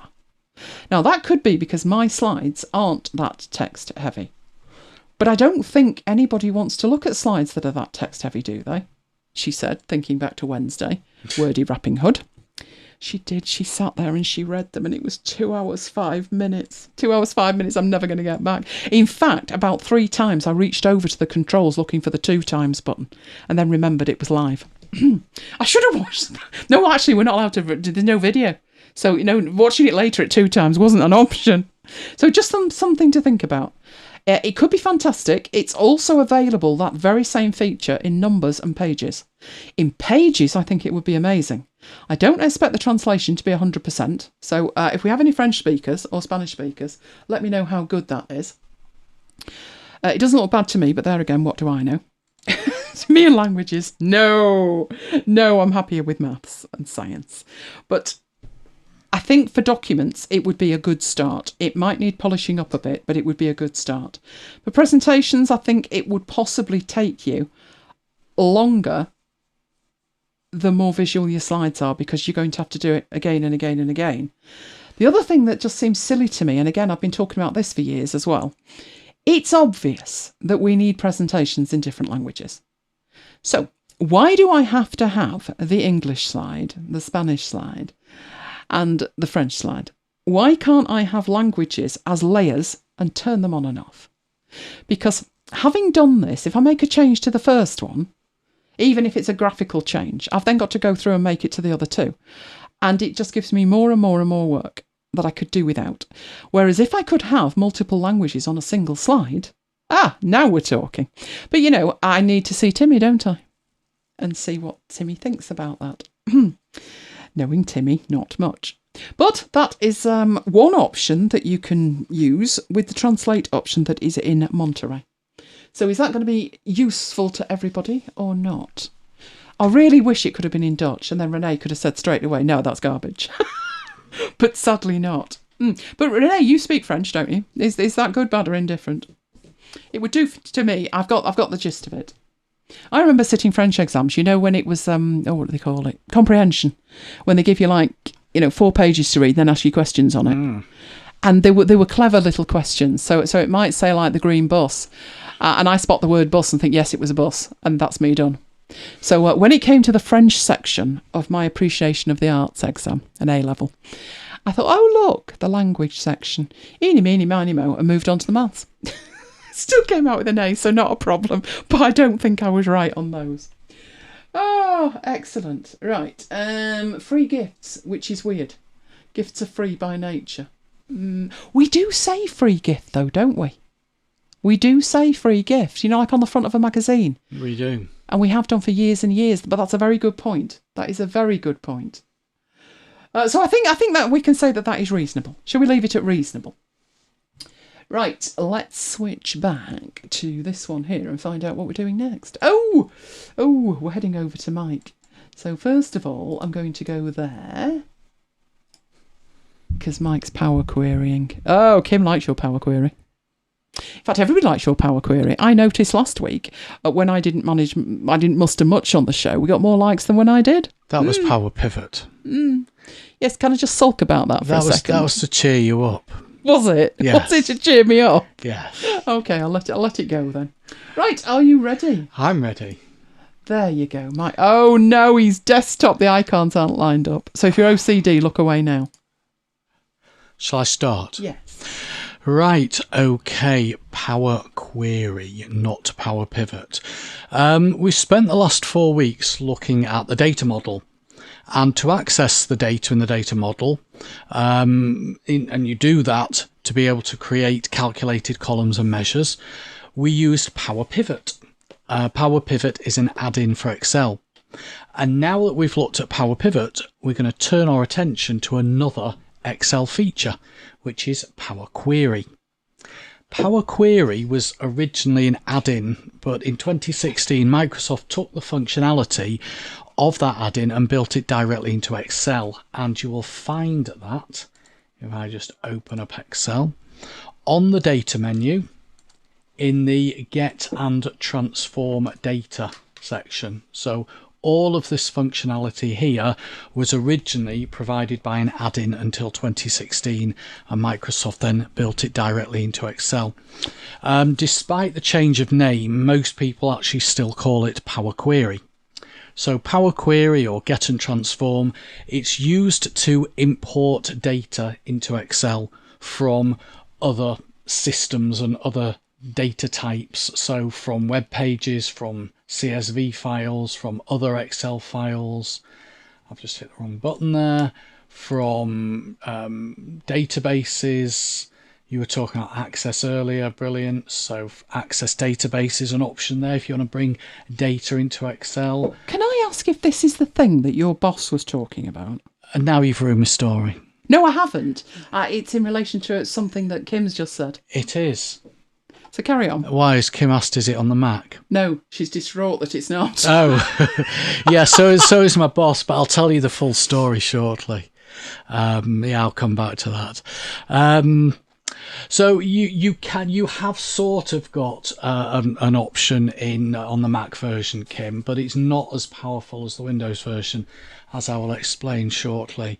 Until recently it's only been available on Windows, but Microsoft have recently just added a basic get and transform functionality to the Mac version.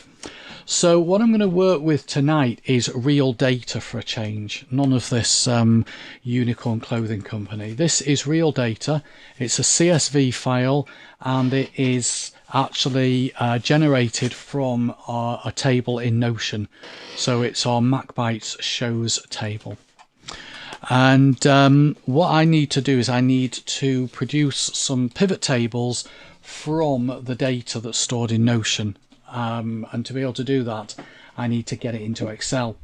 And because I can't connect Excel directly to Notion, and Notion can only export tables as CSVs, I've done my CSV and I'm going to get that into Excel. So started a new Excel file, and I'm going to go to data and then from text or CSV. You'll also find that text or CSV on the from file menu under get data. So Microsoft have just added a few buttons directly on the ribbon for what they think are the most common types of data that you want to bring in. So I'll click on from text CSV, go to my desktop, select the CSV file and click import. This gives me a preview of the data, and I will click the load button. What the load button does is it loads the data into a new sheet.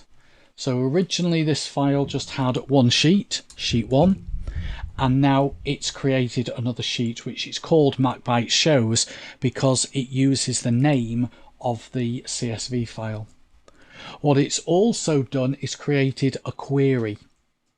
So we have this queries panel which is automatically opened, and in it shows you all the queries in this file. So every time you bring data into a file, a query is created, and the queries for this file are shown in that panel. You can close that down if you want to. You can bring it back with data, queries and connections. So if I brought in another set of data from another CSV file or from an Access database or from a web page, that would create another query. And as I say, you just have your queries listed down here. Okay, so here's the data. You can see we've got the name column, the show title. As you know, we give all our shows names.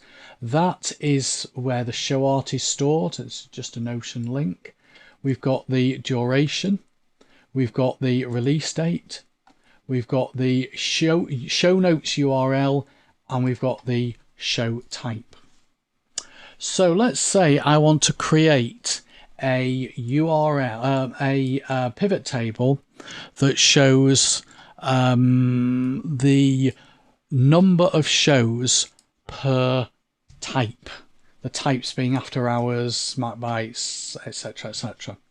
So I'll click anywhere at all in this data, go to Insert Pivot Table, choose where I want the pivot table to go, click on OK, and then I will drag Show Type into rows, and I can pick any column to do a count. So I'll just pick show title, and that gives us the total number of shows broken down by the different shows we have. So we've done altogether 151 after hours.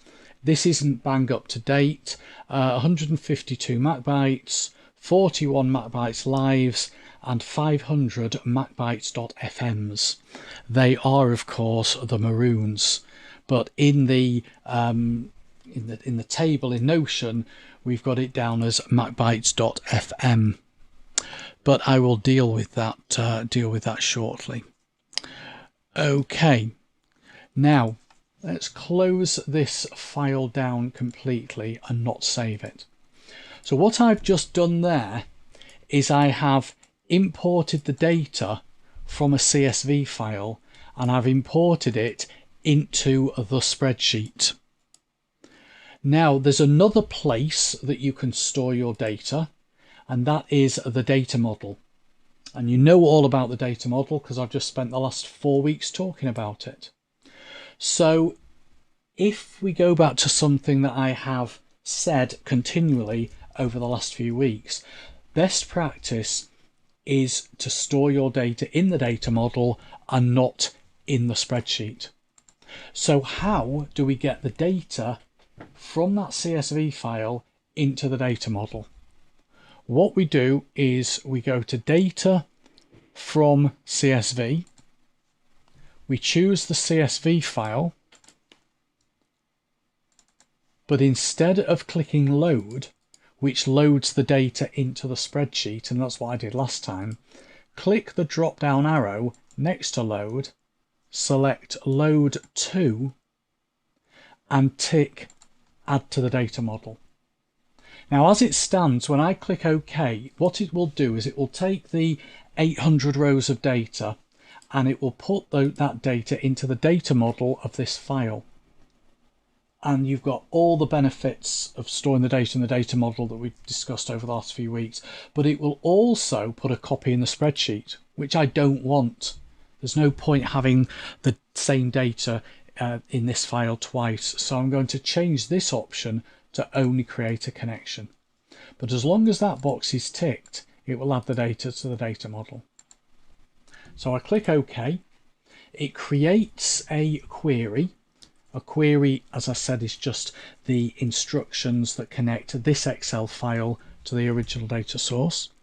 It's not loaded the data into the spreadsheet, but if I go to the data model using Power Pivot Manage, you will see the data is in the data model. There it is. So I now want to create a pivot table. And the pivot table is going to show the, first of all, I'll recreate the pivot table that I created before, but this time the data is in the data model. So insert pivot table from data model, slightly different this time. Tell it where you want the pivot table to go, and then drag in show type into rows and show title into values, and that gives us exactly the same pivot table, so that's fine. So that shows us that we can create a pivot table from data that's stored in the spreadsheet, and we can create a pivot table from data that's stored in the data model. But best practice is to make sure the data's in the data model. Okay, I'm now going to create another pivot table, which is going to show the total duration of our content output per year per show. So I will insert a pivot table from the data model, and I will drag the release date column into rows. The problem I've got now is that it's not recognizing those as dates. So I can't break those down into years. If I click the drop down arrow next to row labels, it gives me the option to sort A to Z, not sort earliest to latest or latest to earliest. So that's what tells me these are text entries. They're not real dates. So what I'll do is I'll delete the pivot table. I need to fix the data, and then I'll recreate the pivot table. And whilst I'm fixing the data, I will also change MacBites.fm to say marooned. To fix the data, I need to go into what's called the query editor.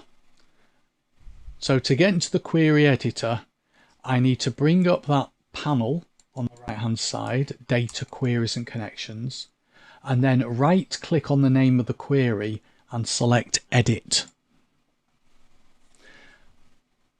And what this does is it shows me a copy of the data, but it also on the right hand side has 3 steps or actions. Those 3 actions are all to do with the initial importing of the data. So that tells it where the data is stored, and you'll notice that as soon as the data is loaded into Excel from that CSV file, the column headings are column 1, 2 and 3. At the initial point it's loaded the data into Excel, it doesn't recognize name, show title, show art as headings. It thinks they're a record in the table. But what it does is it does a kind of quick analysis of the data, and it realizes that the data on row 1 is actually headings. So it promotes the data from row 1 to be headings. It then goes through and looks at all the data and tries to work out what the data type should be for each column. So what it's done, if we actually just have a quick look, it's worked out that those are some times of some kind. So it's automatically changed that column to be times, but it hasn't changed the date column to be dates. So I need to fix that. But before I do, I'm going to go over to the show type column, right click on the heading, do a replace values and search for MacBites.fm and replace it with marooned. Now why I'm doing it here, let's just get this spelt right. Macarooned. Sorry? Macaroon. Macaroon. Yeah. Why I'm doing it here rather than directly in the pivot table is when we get the next CSV file by doing another export from Notion, and then I hit refresh to reload the new data in, then it'll just overwrite the marooned with MacBites FM. But by adding it as part of the query, then every time I hit refresh, it'll automatically perform these actions, including the one I've just added, the find and replace. The other thing that I need to do is change these dates to be treated as real dates, and the way to do that is to click on the ABC, which is what's indicating its text, and then change it to be a UK date format, like that. And then I also need to change these to be treated as dates, and that's as times, and that's actually a 2-step process. The first step is to change it to a decimal number, and the second step is to change it to a data type of duration. And now these are being treated as proper times. Once I've done that, I can exit out of the query editor, keep the changes, and then I'll go and create my pivot table. So insert pivot table from data model, and this time I will drag in the release date into rows, but now the dates are being treated as dates, so I can remove the elements I don't want and just leave myself with the year. And the shows, which is the show type, that can go as columns, and you can see we've got marooned in there, and then the duration as values. And then what I need to do here is just format those cells to show them as times. That's just a formatting issue. And I want these to show as hours and minutes.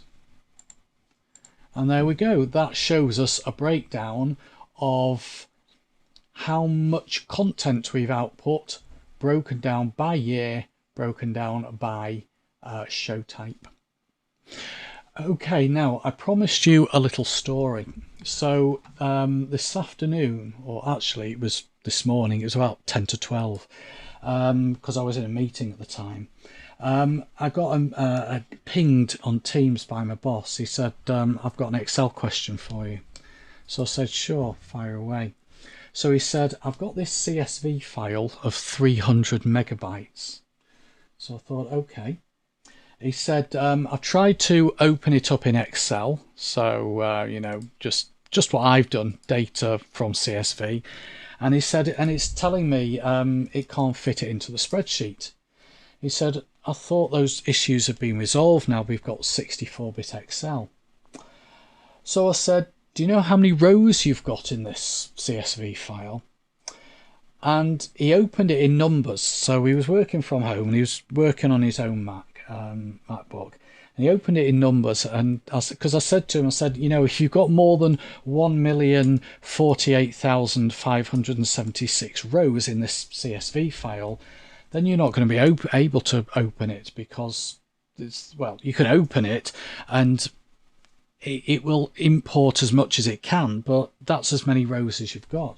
So he says, well, I've just opened it in numbers and I've got 1,200,000. So I said, okay, well, there's your problem then. So I got on the call with him and I said, right, what you need to do, I said, have you heard of the data model? You really need to attend, you know, the last few after hours to learn all about it. So I started explaining the data model. I said, right, what we need to do is go to data, get data. He says, hang on a minute, I haven't got to get data. So he says, I'm on the Mac, I'm on my M1 MacBook. Oh, right, I said. He says, I can't do that then, can I? I said, well, you know, there is some basic functionality where you can import CSV files into Excel on the Mac. I said, but the problem is the Mac doesn't support the data model. So if I just close this down and just go into Excel on the Mac, there is a bit of functionality. I mean, Microsoft are adding a bit. You know, it comes back to Kim's question before. So you can go to data, get data, and you've got a choice of Excel and CSV. It's not as much choice as the Windows version. So I can choose this CSV file there. I said, but there's no way that you can get this into the data model. So if you have got over 1 million rows, which you have, there's nothing you can do about it.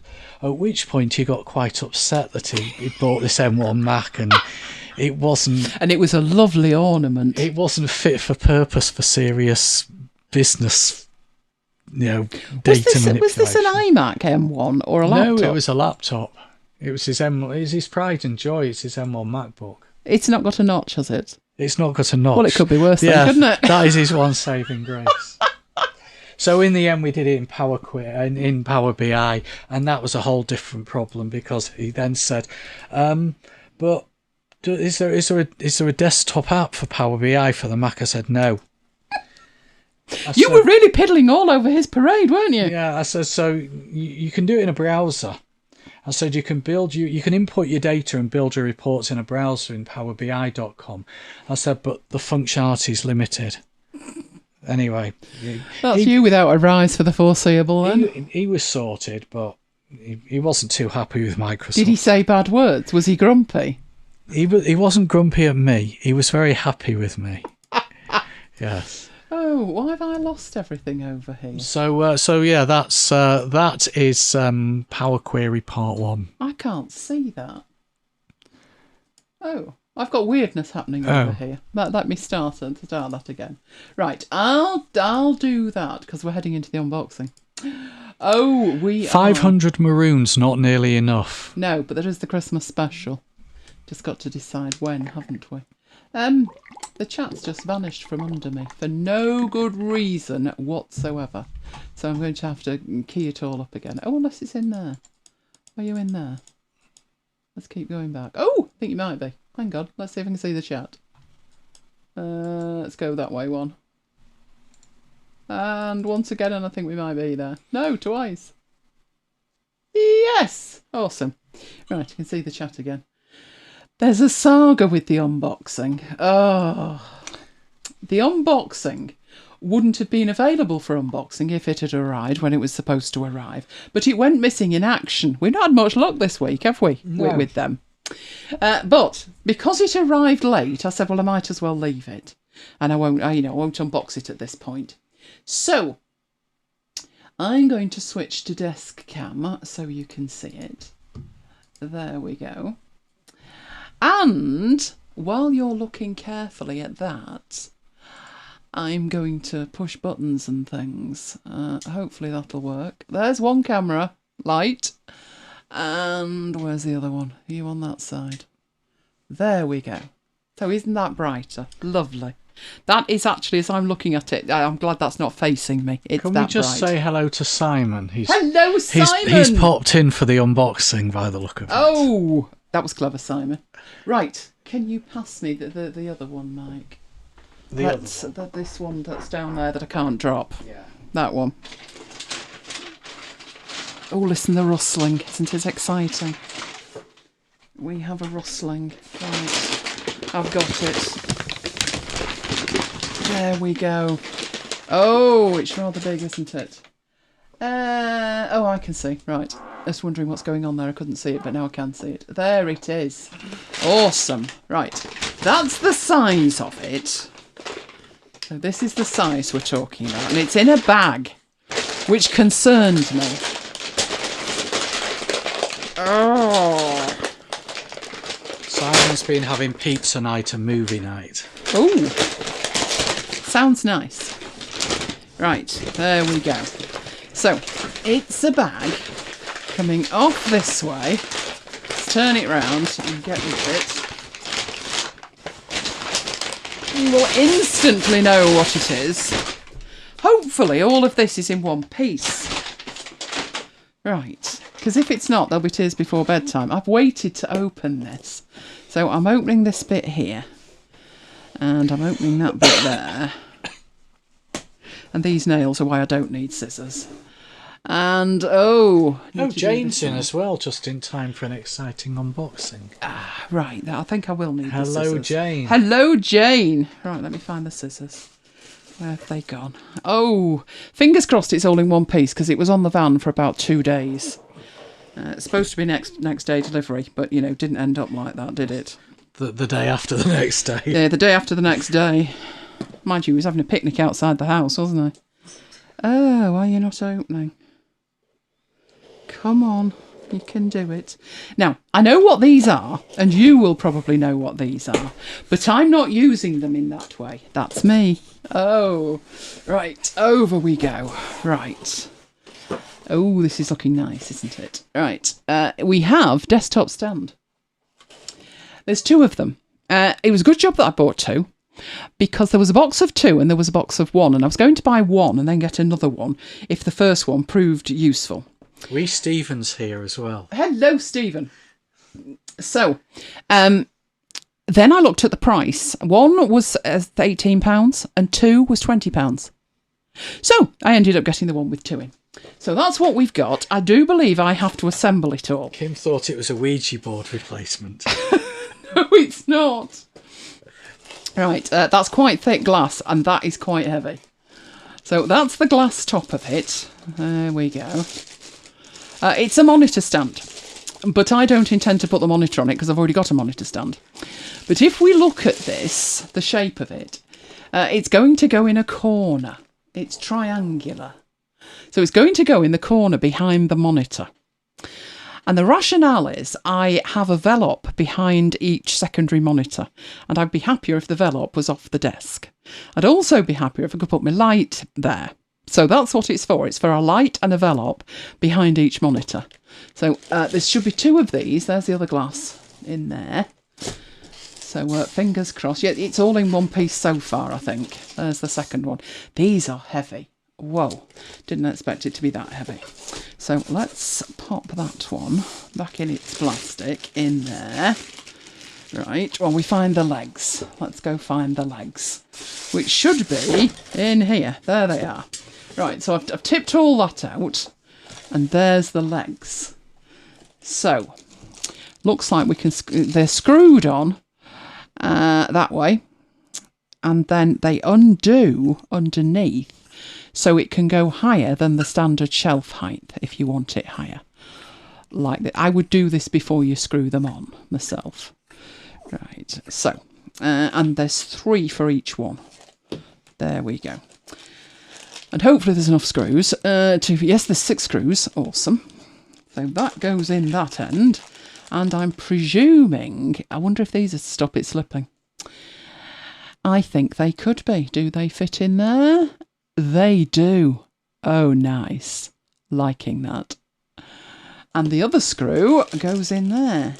Although there should be something to stop it. That's going to have to go on this bit here, which is solid. Solid metal. So I'm presuming either that bit in there or in the other bit. Thus, and then that on there. So I've got to assemble these now and get them installed. They would have been installed by now if they'd have arrived on time. But, you know, at least I was able to share them with you. So I've got one leg on there. Let's get the plastic off and let's see how it looks with one leg. There we go. So I don't know how high I'll have to have them. I'm not really intending to put anything underneath them. I just want them high enough so the velop is off the desk and the light's higher up as well. So I may well take these as high as they'll go, which I think is 8 point something centimetres. It's squeaky now, isn't it?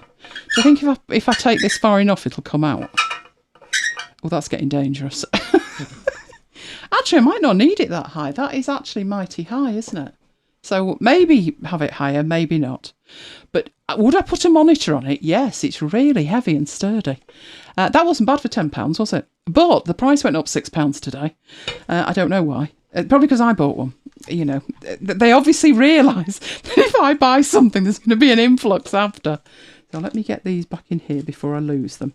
But yes, I have 2 of these that are to go, one behind each monitor, to take detritus that I want off the desk. So that means tomorrow, and I don't really know whether to get up early and do it before the match, or risk Mike being grumpy after the match and touching glass and things. What do you think? Oh, I'm getting the eyeball now. So that'll be a getting up early and sorting it out then, won't it? So hopefully awesome sauce with these. So what I'll do is, as I'm installing them, I'll do some video and then you can see them going in and what's on them. Because obviously by this time next week, hopefully it'll all be back assembled. Because if it's not, that would be really bad news, isn't it? Simon's jealous. Why Simon jealous? Of your guitarist nails. Right, there we go. So, I should probably put this all back properly, shouldn't I? The legs came out of here, so let's put the legs back in there. There we go. And how many's that? Yep, okay there. Put those in there. And put those back in there. Right. The other one, not a very exciting unboxing, but dirt cheap. So, treated ourselves.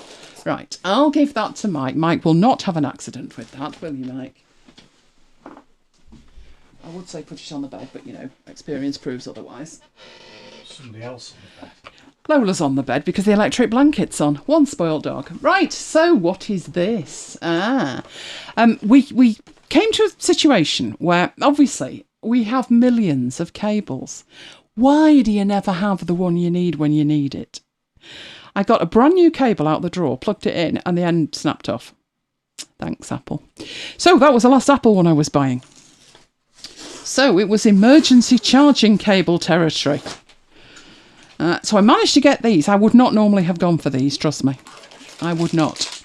These are black, just plain lightning cable chargers. 5 in a packet. I think they're 6 to 8 foot long. Does it say? Yeah, I don't think it does. But I will open them and we will see how long they are. But the reason that I got these, one, they looked a bit sturdier. And 2, they were £10 for 5, which I thought was fine. But they gave me a 50% discount.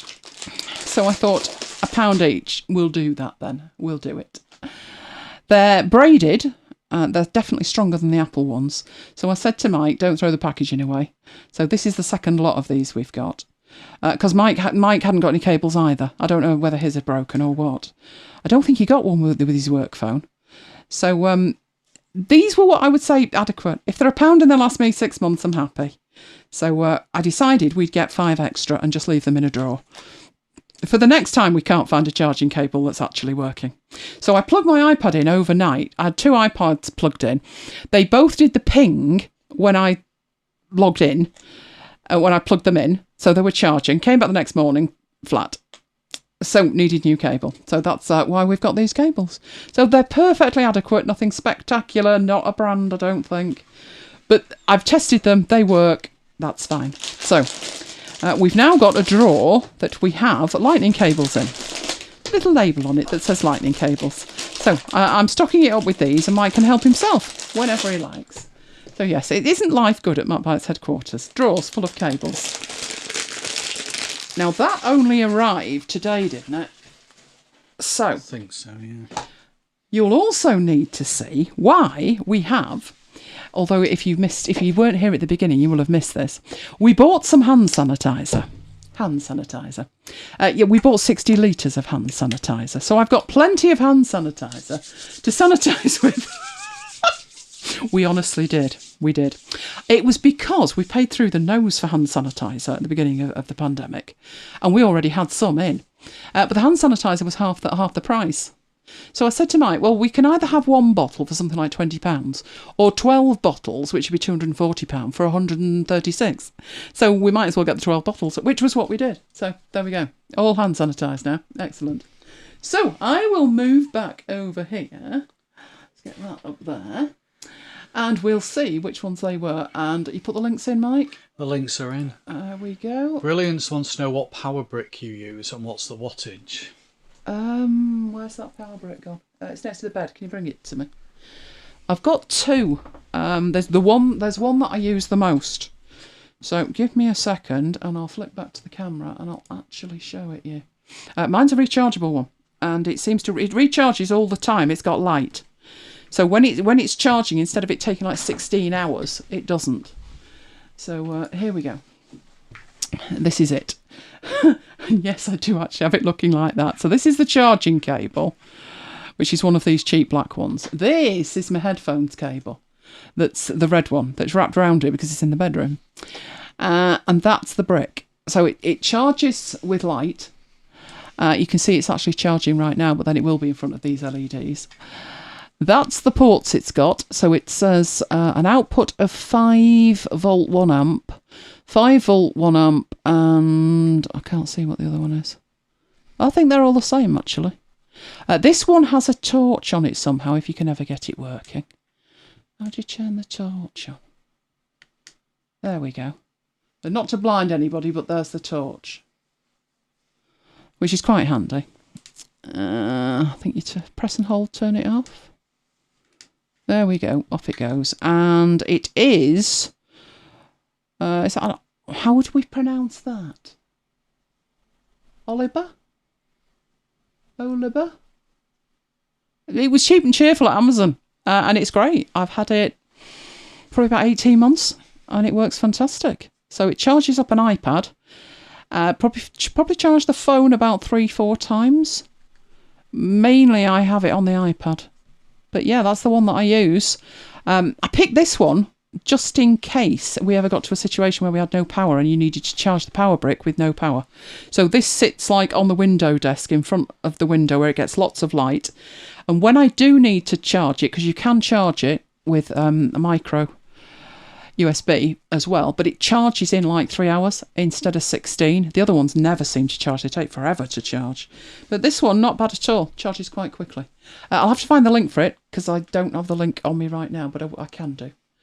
Right, let's whip back over there. Right, those are the shelves. So Mike's put the link in. So that's the idea, one behind each monitor. The desk is squared off at the corners, so the rounded bit will face inwards, and hopefully it'll make it so I don't have to look at the cables. That's the plan, so fingers crossed on that.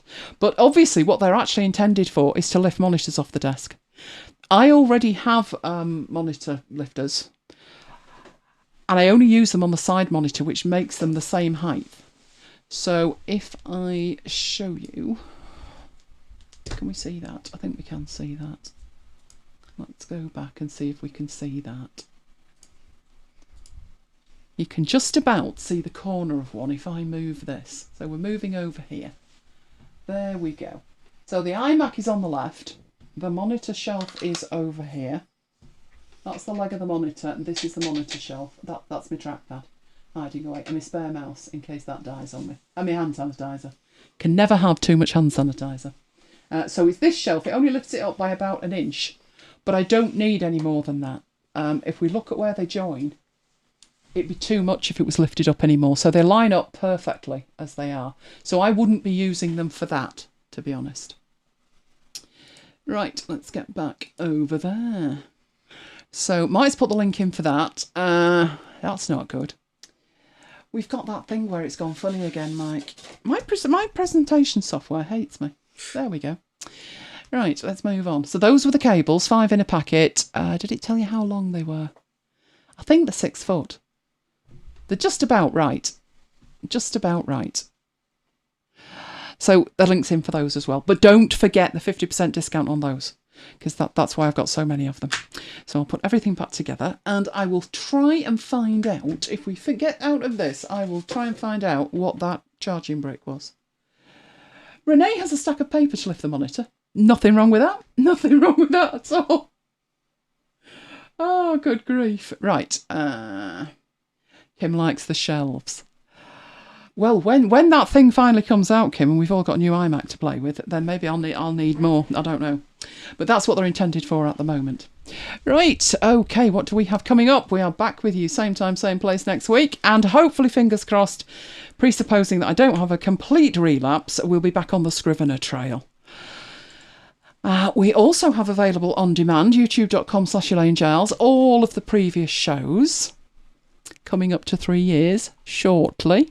Indeed. So you will find that at macbites.co.uk after hours playlist. And then there's a small matter of MacBites, won't there? Fingers crossed for this week. So as long as I'm still okay-ish, fingers crossed for a MacBites. It'll premiere one night at 8 o'clock on MacBites FM. I'm making no promises as to when. Can't do that. Too poorly for that, but we'll see. Right, we love you guys. If you love us, could you give us a like? Because it really makes a difference with YouTube. They love us if we get likes. To be honest, they're quite fond of dislikes as well, aren't they? Like Facebook. Did you hear about that? A dislike on Facebook's worth 5 points, but a like's only worth 1. Oh. I thought, not in my mind, it's not. Just saying. Although you do give more attention to the dislikes, don't you? And then you think, what a sad person, and move along. Right, you can find out all that I'm doing by my mail at elainegiles.com/VIP. Then there's everything MacBitesy. I wonder if there'll be another event this month. We could do with another event. Yeah. Renee hasn't spent half enough money yet. I think if there was another pair of headphones, you could be tempted to break the bank. So who knows? All of the MacBites stuff is at macbites.co.uk/macbites-mail. Then, of course, there's Slack. Oh, we have fun in Slack. That's where you get the bang up-to-date information, like the Divi thing, the Divi Black Friday sale. They've got some nice toys out at the moment, have Divi. Anyway, Slack's where we carry on the conversation. You are welcome to join us. It's completely free. macbites.co.uk/Slack, and join us. It would be great fun to have you there. And you can contact us all of those ways. Right, let me get over there, and then I can see the chat properly. Bang in the middle. Excellent. Right. So what I was going to do, wasn't I, was go and try and find that charging brick solution-y thing. Let's go there, because I have bought more than one of those. Shall we try charging? Charging? Only 109 orders matching charging. Most of them are cables. I swear they are. That was quite a while ago. That must have been over 2 years. Yeah, I'm right, all cables. Extension cables, charging cables, power towers, dongles. Oh, come on. Or would it be charger, maybe, not charging? No, nothing there. Don't think it was longer ago than this. 2019, could it have been longer than that, do you think? Wading through my old stuff on Amazon. Good grief, do you remember that rucksack I bought when we went walking? What are we up to now? 610 days since I've left the house. Do you know, I'm wondering if I can retrospectively do something wrong and claim time served. What do you reckon? Yeah. Like realign. There we go. I was going to say realign that woman's expectation. It's better face to face. I've got the link. It was 2018 that I bought it, but when I go through to it, that's not the product anymore. It's a plug. That's not good. Oh, it's nearly like that one, I think. Let's have a look. The nearest I can get to it is that one, which only has 2 outputs on it, but it's got USB-C on it. So I'll put the link in. Now I found it. That's the nearest I can find. But it at least has the solar powered thing, which is actually good. Thank you, Jane. I'm taking it easy because Mike's in charge. So lots of Samoyed puppy videos. Oh, they are just adorable. I've got to keep reminding myself, haven't I, Mike, that puppies are adorable until they're pooing all over the hall floor. Yes. But then I think, oh no, we'd get past that. You see, Maya never did that, but she has been good, hasn't she, with the fireworks? Yeah. Did you hear any of the fireworks through the demos? There were some louder ones later on. I think it's because it's Diwali as well, but it's been horrific. It really has been horrific. Right, let me catch up because I'm really tiny here. Right. Brilliance. Don't say things like last match for Ollie tomorrow. It's the derby. And now Conti's not available. Who would you have anyway? Did I mention Roy Keane? Yes. Could do worse. Just saying. I will attempt to feel better, guys. I will. I am resting, which I don't do well. No, not at all. In fact, no. But on the upside, reading a lot, or listening more mainly. But yes, Scrivener should be back next week unless I have a relapse.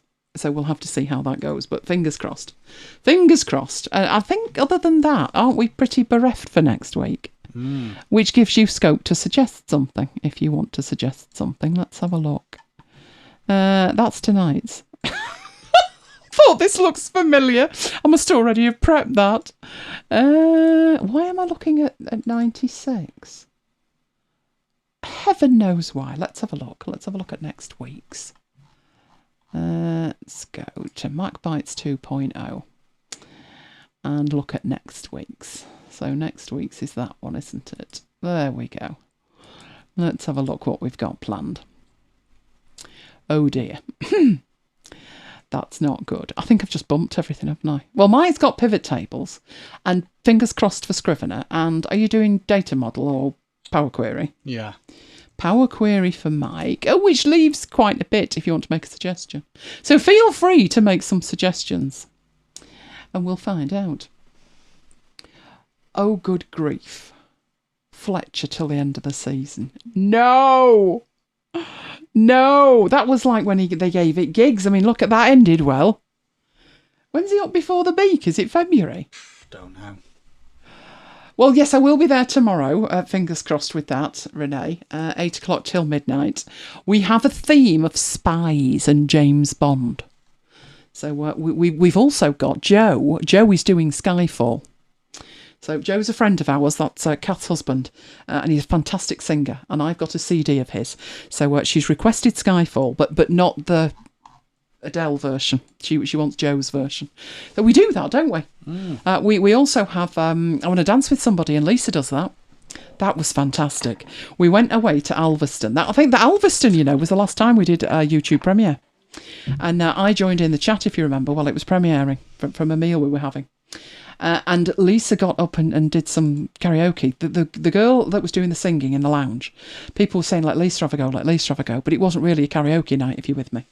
So in the end, the girl had no opportunity. So Lisa rocked up, and I think the girl thought she was going to be awful, didn't she? And then Lisa belted out, Want to Dance with Somebody, and it was fantastic. Luckily, we have a video of it. So I managed to extract the audio, and that's the version that we play. So that's how come we always get that. Oh, you are very welcome, Debbie. That isn't the version that I've got, but it's the nearest I can find. Mine was a red one, but it's the same power output, etc. And it's been pretty good. Leave it somewhere where it gets light, and it will keep itself kind of semi-charged to the point that charging it doesn't take half as long as it does with the others. I've never actually used the torch on it, but then I never really leave the house, do I? As everybody knows. Do you think I'm becoming a shut-in? Yeah. Mind you, having seen what's going on outside the house, it really is ludicrous. I mentioned before this local school that's now crawling with police with this child. And there's me grabbing an iPad as Mike left with the dog. With strict instructions, don't go near the park, don't go near here, don't go near there, they'll set the dog on fire.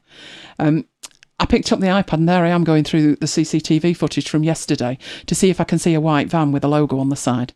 How many white vans did I find? Plenty. About 96. I thought, I've no idea if one of these is the van, but I don't think the police would have either. But if they come knocking, it's all already there and it's saved. Crying out loud. I'm glad Renee likes Lisa doing Whitney. She's fantastic, Lisa. And those, that's the other one we did, didn't we? We did Kaz, and which was the one she did? Something Rossa. And of course, she always does Come On You Reds with you. Only we don't hear it. Well, sometimes we do. We've got a little bit of video, so sometimes we do. Let's have a look. What's this about Watford? Support Watford if he likes a manager merry-go-round. Didn't you say, Mike, that someone was doing rather well at West Ham? Yeah, David Moyes. Isn't that the second time he's been there? I think it is. I think he left here, and wasn't it his first job? And then he got sacked, and then they actually asked him back, and he did really well. Yeah. Well, there you go. There's precedent. Just invite him back, and he might do great here the second time. Mike does not look overly keen on that idea, but what can I say? $16.99 is a good price. Just check the power output on it. The higher the power, the longer it will last, and the more charges you'll get out of it. But I find the ones where you just leave it in the window great. I used to do that with my watch. The watch I had before the Apple Watch was a Seconda, and it worked on light. So I would take it off and just leave it on the window ledge in the office, and then probably forget to put it back on. But it worked really well. So this charger is working the same way. I do have ones that aren't as powerful as this one, but this one was actually the one that came with us to Telford. Remember the place we're never going back to? Never ever going back to Telford. But we went to Telford, and in my bag, in my handbag, I had this power brick, and with it I had 3 cables. So mine was charging from it, and then Chidge shouted opposite, "Have you got a charging brick?" So I said, yeah. He said, "Can I borrow it?" But instead of taking out the power brick and giving it to him, because mine was already on charge, the cables I had with me were 3 metres long, so I literally slung one across the table and said, "There you go, plug that in." So he plugged his in, and then Nina plugged hers in. And coming out of my bag, the power brick was in my bag, and the 3 cables were coming out of my bag, and I swear the waitresses thought it was a bomb with all these cables coming out of it. But we kept the entire table going all evening. Good grief. Well, I never thought you'd say that, brilliance. Moyes, I'd rather have Toxic Mourinho back. Do you know, I think Mourinho could have done a decent job, but he kind of lost it somewhere. But we think he lost it before that, don't we? Before he left Chelsea, with the argument with the physio, because that was unseemly. That like there was something that was being unsaid, if you're with me. If you're with me. That was just weird. And then he waited all season, didn't he? Preying on Van Gaal. Because he actually won something, didn't he? And still got the sack. Yeah. Nice guy, Van Gaal, he is. But maybe not the man for the job. I don't know. Do you know, I did think when Alex Ferguson was in the stand shaking his head last week, I thought, look, if you're fit enough to sit in the stand shaking your head, why don't you come out of retirement and do some good? But I don't see that happening either. Well, Kim's wondering if you've got enough light. I'd say maybe 2-3 hours a day if you're talking about the charger. Really, it's just to keep it, it never actually goes completely flat. So even when you can have it in the light plugged into the iPad and it's still charging the iPad and it's charging the brick as well. So I just find that brick, I can pick up another brick that doesn't have the solar thing on the top, and the brick can take 16 hours to charge. This brick has never taken that long to charge. No more than 3. To the point that I'm thinking, is this all right? Is it actually charged? But yeah, it is. No, Brilliance does not want Van Gaal back. He is a very funny guy. That wasn't he the first one that sat there with the clipboard? Yeah. And honestly, you're like, he's writing his life story. And you're thinking, have you thought of looking up and looking at the pitch at all? The answer to that's usually no. Oh dear, oh dear. So what we got planned? Oh, I didn't mention it, but because I'm grounded, obviously. But I'm second braining again. I'm second braining. Luckily, not as many sessions this time. If you remember last time, that was when I had my calendar, and it was that busy, I had to plot sleep by the hour. So I had like a block of 3 hours, and then I had to get up and work, and then I had another block of an hour, and then get up and work again. No, it's not that bad this time. We've got Monday off and a week off in the middle of it. But yes, I'll be doing that, enjoying my little self with that. And what else have we got this week? Have you noticed there's football tomorrow, but none the week after because it's international weekend? Joy. Why do they keep having international weekend? I know it's a World Cup next year, but even so, utterly ridiculous. And I think that's me done next week. So I might actually be able to do things. I don't know. I'd say it's a quieter week next week, but then I don't have the joy of the governor training, do I? Do you know they never sent me a form for the feedback for that? Oh. And I was so incensed. I'd already written half an A4 sheet. I'm sure you have. I did. So I thought I'll scan that in and hold it for when they ask me, but they've not asked me. So what I've decided to do is send it anyway. I just think, arguing the toss about the platform of delivery at the point of delivery is a total and utter waste of time. I mean, you know me with YouTube. It's like, yeah, they've done it again to me tonight. It was the way that they asked me tonight, because obviously I two-factored... was that 10 days ago now? I think it was, wasn't it? And it asked me at the most inopportune moments. But honestly, I swear it's when I'm live and it knows. It knows. It did it last week in the middle of buy request, which means I can't get to the spreadsheet. So I've no idea what I'm playing next if I can't get to the spreadsheet. And again tonight, literally just someone logging in. But tonight, it was YouTube that wanted it, not Google. So the YouTube message was, sorry to interrupt, but to help you, we need to ask you to verify that you are you. Well, I answered that, didn't I? It's all right, let me in the end. Oh, that's a good point. Brilliant. International weekend is designed just for clubs to sack managers and have time to get new people in. That would work inordinately well. It's just I'm not sure there is anybody to bring in, is there? Wasn't back to pump and that worked. I said when that idiot came back, no way. No way. Apparently Ferguson had got rid of him, not because he wasn't a good player, but because of his attitude. Well, attitude's more important than that, the ability to play. Look at the Nevilles. If you try hard, you might actually get somewhere, but if you're an arrogant narcissist, you're probably not. And that's what's happened. So we have a team of arrogant narcissists. Don't get me going on Rashford. I keep saying to Mike, is Rashford on the pitch? Is Rashford on the pitch? Because they never say his name. The commentators, when I'm listening rather than watching, the commentators hardly ever say his name. Is he not 100% fit? Or has he got his mind on his knighthood? Yeah. The only saving grace with Rashford getting a knighthood is that he'll get it before David Beckham. But then he wasn't caught saying silly things in an email, was he? When his emails got hacked like Beckham did. But never mind. I don't know if they'd ever get rid of Pep. But there's an answer. Maybe if he left there, he could come here. Would that work? No, Mike's got a funny colour. No, that's not going to work either. You think it was his agent? The agents can cause strife, I'll grant you. But Ferguson had this thing where if you were good enough, he'd bend over backwards. So if you think about when Eric disappeared and Ferguson headed off after him on motorbikes through the Paris back streets, wasn't it? He would do that. Same with Andrei Kanchelskis when the Russian mafia were after him. Bent over backwards.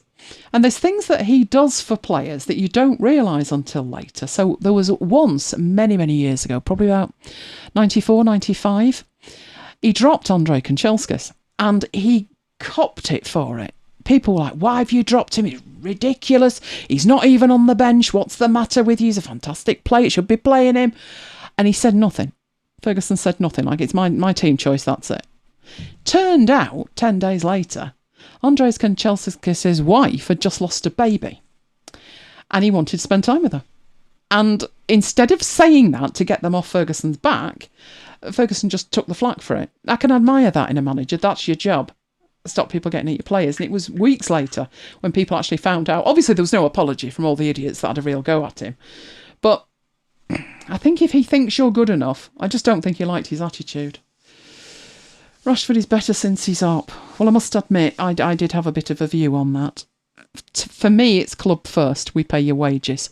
So he swanned off to the Euros and then decided to have his operation, which meant he didn't start the season at the start of the season. And I'm presuming we were still paying him. So I can't really agree to that. If you're fit enough for England, you're fit enough for us. And if you're not fit enough for us, then you're not fit enough for England.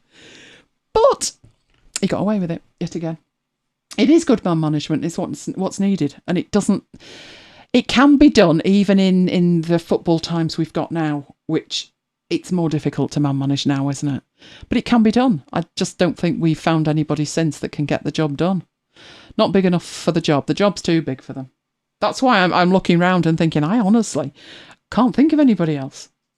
So where are you at now Conte's gone? Same as I was. Which was what? Only till the end of the season, then we'll have a look. Yeah. Not fancy the job yourself? No. No, I wouldn't either. It'd be like Platting Fog, wouldn't it? Oh, have I seen the documentary The Feud about Ferguson and Wenger? No, I haven't. Where is it? I've got Now TV. I did find one, on the Busby Babes. Busby. That I don't think you've seen on the documentary channel. Oh. But I've got Now TV and we've got Prime, Amazon Prime. If it's anywhere else, we haven't got access to it. I did have a look, at Netflix and then had another look and decided against it. I thought Netflix had like a $4.99, $5.99 option, which they do. But that's like the cheap and cheerful. You can have it on one device at one time at 1 o'clock in the morning. So the other price was something like $13.99. I thought you must be joking. Not worth it to me. Good night, Renee. See you next time. In fact, I'll see you tomorrow. It's on YouTube. Right, I'll go and have a look at it. I will go and have a look at it. Right, well, we shall head off. And have I got any treats I might be able to have? Might I get some treats? Oh, excellent. Quite liking that now. Well, if you're into music, feel free to join us tomorrow night, brooklands196.com, where our theme is spies and James Bond. So I think we'll start. I don't think it'd be a big surprise, would it, to start with the James Bond theme and work up from there. But I've got some good ones that aren't James Bond, but they are spy related. Excellent, excellent.